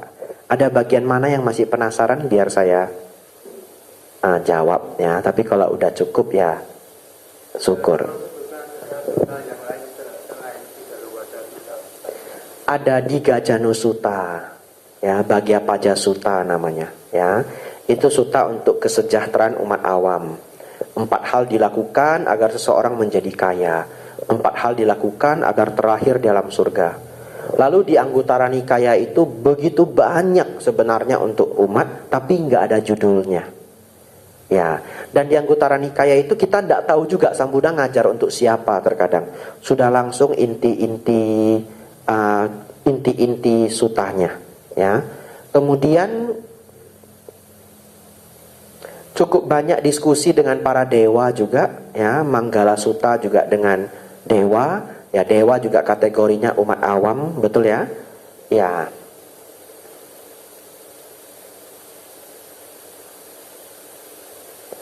Sisanya banyakan adalah Sang Buddha ke para bhikkhu. Ya. Anupubikata, ya, ajaran bertingkat kepada pemuda yasa, itu umat, ya. Kalau kita mau memasukkan pertapa sebagai umat non bhikkhu, ya, ada Macakapawatana Sutta juga masuk, Aditapariya Sutta juga masuk. Ya, tapi kalau kita mau menganggap pertapa itu sudah seperti bhikkhu, ya itu jadinya tidak masuk. Ya, anumodana Pak ya. Sama-sama. Ya. Ada lagi yang mau bertanya? Silahkan. Mohon maaf Bante, kita buka pertanyaannya berapa lagi ya Bante? Atau kita batasi sampai jam berapa? Enggak tahu. Kalau saya kan ikut peserta ya. Nah, Saudari Kesia mau sampai jam berapa? Ya. Mungkin 2 pertanyaan terakhir saya jawab cepat ya. Silahkan, 2 pertanyaan terakhir saya jawab cepat. Kalau nggak ada enggak apa-apa. Ya, kalau nggak ada kita pulang ya. Bante, izinkan saya membacakan pertanyaan yang dari YouTube Bante. Dari William mengenai karma. Bante pernah menyampaikan bahwa kelahiran dalam suatu keluarga adalah buah karma lampau. Lalu bagaimana dengan kasus keguguran Bante? Apakah kejadian tersebut lebih berkaitan dengan karma orang tua, karma calon bayi, atau gabungan kondisi tertentu menurut pandangan Dhamma? Mohon penjelasannya Bante, terima kasih. Ya, terima kasih ya. Tergantung kondisinya ya. Kalau sudah dicek semuanya ternyata itu genetik, ya berarti itu adalah karma lampau. Ya, karena genetik itu tidak bisa tercipta secara langsung. Karma lampau kehidupan sebelumnya. Tapi kalau setelah dicek ternyata bukan karena genetik ya, tapi karena hal-hal lainnya, misalkan karena dia dekat dengan pabrik bahan kimia, lalu dia terpapar bahan kimia itu, atau misalkan dia kerja di tempat yang radiasinya tinggi, dia terpapar oleh radiasi, berarti itu adalah karma di kehidupan ini. Ya, dalam artian ada sesuatu yang salah ya, yang dia jalani di kehidupan ini. Ya, dalam bahasa keseharian kita boleh mengatakan kecerobohan lah, walaupun atau ketidaktahuan karena tidak ngerti. Tapi intinya efek keguguran itu bukan dari genetik, ya, tapi dari apa yang dialami saat ini. Ya, walaupun nanti ada pertanyaan lagi, kenapa bisa dia ada di sana Bante? Yaitu kalau mau ditelusuri sampai sejauh itu, ada kontribusi kehidupan lampau dan kehidupan ini juga, ya. Ya, kalau kadangkala kalau kehidupan lampau itu terus mendorong kita ke tempat yang buruk karena kita punya karma lampau yang buruk, tapi kita punya daya juang saat ini dan kita cermat, ya, kita bisa mengubah karma buruk itu. Ya, saya kasih contoh. Anda berjodoh sama temen tapi dia jahat, contoh ya, dia jahat beneran, apapun lah jahatnya itu, tapi dia seneng banget sama Anda ditempeli terus, Anda kemana aja dia ikut. Itu karma saat ini atau karma lampau? Karma lampau, jodoh karma toh. Nggak tahu bagaimana dia seneng banget sama Anda. Anda diikutin terus. Lalu Anda punya dua respon toh. Kalau Anda membuka pintu peluang untuk menjadi dekat, ya akhirnya Anda dapat teman yang buruk. Tapi kalau Anda sudah punya kesadaran dan kecermatan, sudah ikut Dhamma kelas ini misalnya, dan punya keberanian, enggak, saya harus ambil keputusan sebelum nanti semakin dalam, betul ya? Sebelum nanti semakin sulit karena sudah terlalu akrab, saya harus buat keputusan. Walaupun itu sulit, tapi itu upaya saat ini. Akhirnya entah bagaimanapun ceritanya, Anda bisa keluar dari pertemanan itu. Itu bukti bahwa walaupun ada pengaruh masa lampau, tetap respon kehidupan saat ini itu berpengaruh. Tak kasih contoh yang nomor 2. Seseorang lahir di desa yang tanahnya tidak subur, airnya tidak bagus, berbisnis tidak bisa, di sana perputaran uang kecil. Kira-kira kesempatan dia besar atau kecil untuk sukses? Kecil. Tapi tinggal di sana karma lampau bukan? Karma lampau, ya. Tapi kalau dia tidak mau menyerah, dia berpikir begini, kalau saya ingin jadi orang sukses, atau apalagi spesifik bidangnya, ya, dia ingin jadi ahli reparasi mobil misalkan, itu spesifik sekali. Maka dia harus melakukan tekad pertama. Apa tekadnya saudara-saudari? Pindah tempat. Ya betul ya. Tempat desanya nggak ada bengkel besar, dia ingin jadi seorang ahli reparasi mobil besar. Nggak ada BMW model terbaru lewat di kampungnya, nggak ada. Tapi dia kepengen jadi montir yang hebat. Karma lampau dia itu tetap berjuang menarik dia tinggal di desa itu. Betul ya? Dia sudah punya teman, keluarga, tapi respon saat ini itu selalu menentukan. Jadi tidak semuanya kita selalu bisa mengatakan, oh itu karma lampau, oh itu karma lampau. Enggak. Karma saat ini selalu ada peranan. Kecuali kalau tadi dalam kasus keguguran kita cerita genetik. Ya genetik 100% karma lampau. Betul ya? Ya, tapi kalau kekeliruan-kekeliruan lain itu ada hubungan dengan kehidupan ini. Nah, oleh karena itu contoh dalam kasus keguguran ini, siapapun yang masih umurnya muda, ya, apakah laki-laki atau perempuan yang kelak akan menikah, ya Anda pelajari hal-hal apa saja yang berbahaya bagi seorang ibu yang sedang hamil. Belajar sebelum kejadian itu akan sangat-sangat membantu. Ya, misalkan tidak boleh aktivitas berat dan yang lain-lainnya dan yang lain-lainnya dan yang lain-lainnya. Daripada setiap ada bencana karma lampau. Setiap ada bencana karma lampau. Yaitu namanya terlalu pasrah, ya. Ya, karma itu sangat terpengaruh oleh tindakan kita saat ini. Saya sakit Bante, karma lampau. Berobat ke dokter, sudah karma. Terima kasih ya. Ya, jangan dari YouTube lagi. Terakhir, biasa dari YouTube enggak saya kasih biasanya. Tapi tadi sudah terlanjur dibaca. Oleh karena itu satu terakhir yang dari sini. Ya, kalau ada yang mau. Silahkan. Habis.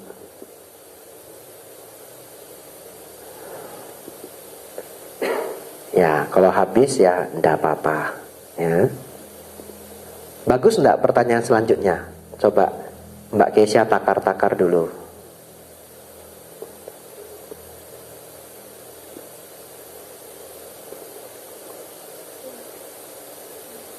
Kalau bagus pertanyaan terakhir. Kalau kurang dimengerti skip aja. Coba. Nah, boleh coba ya.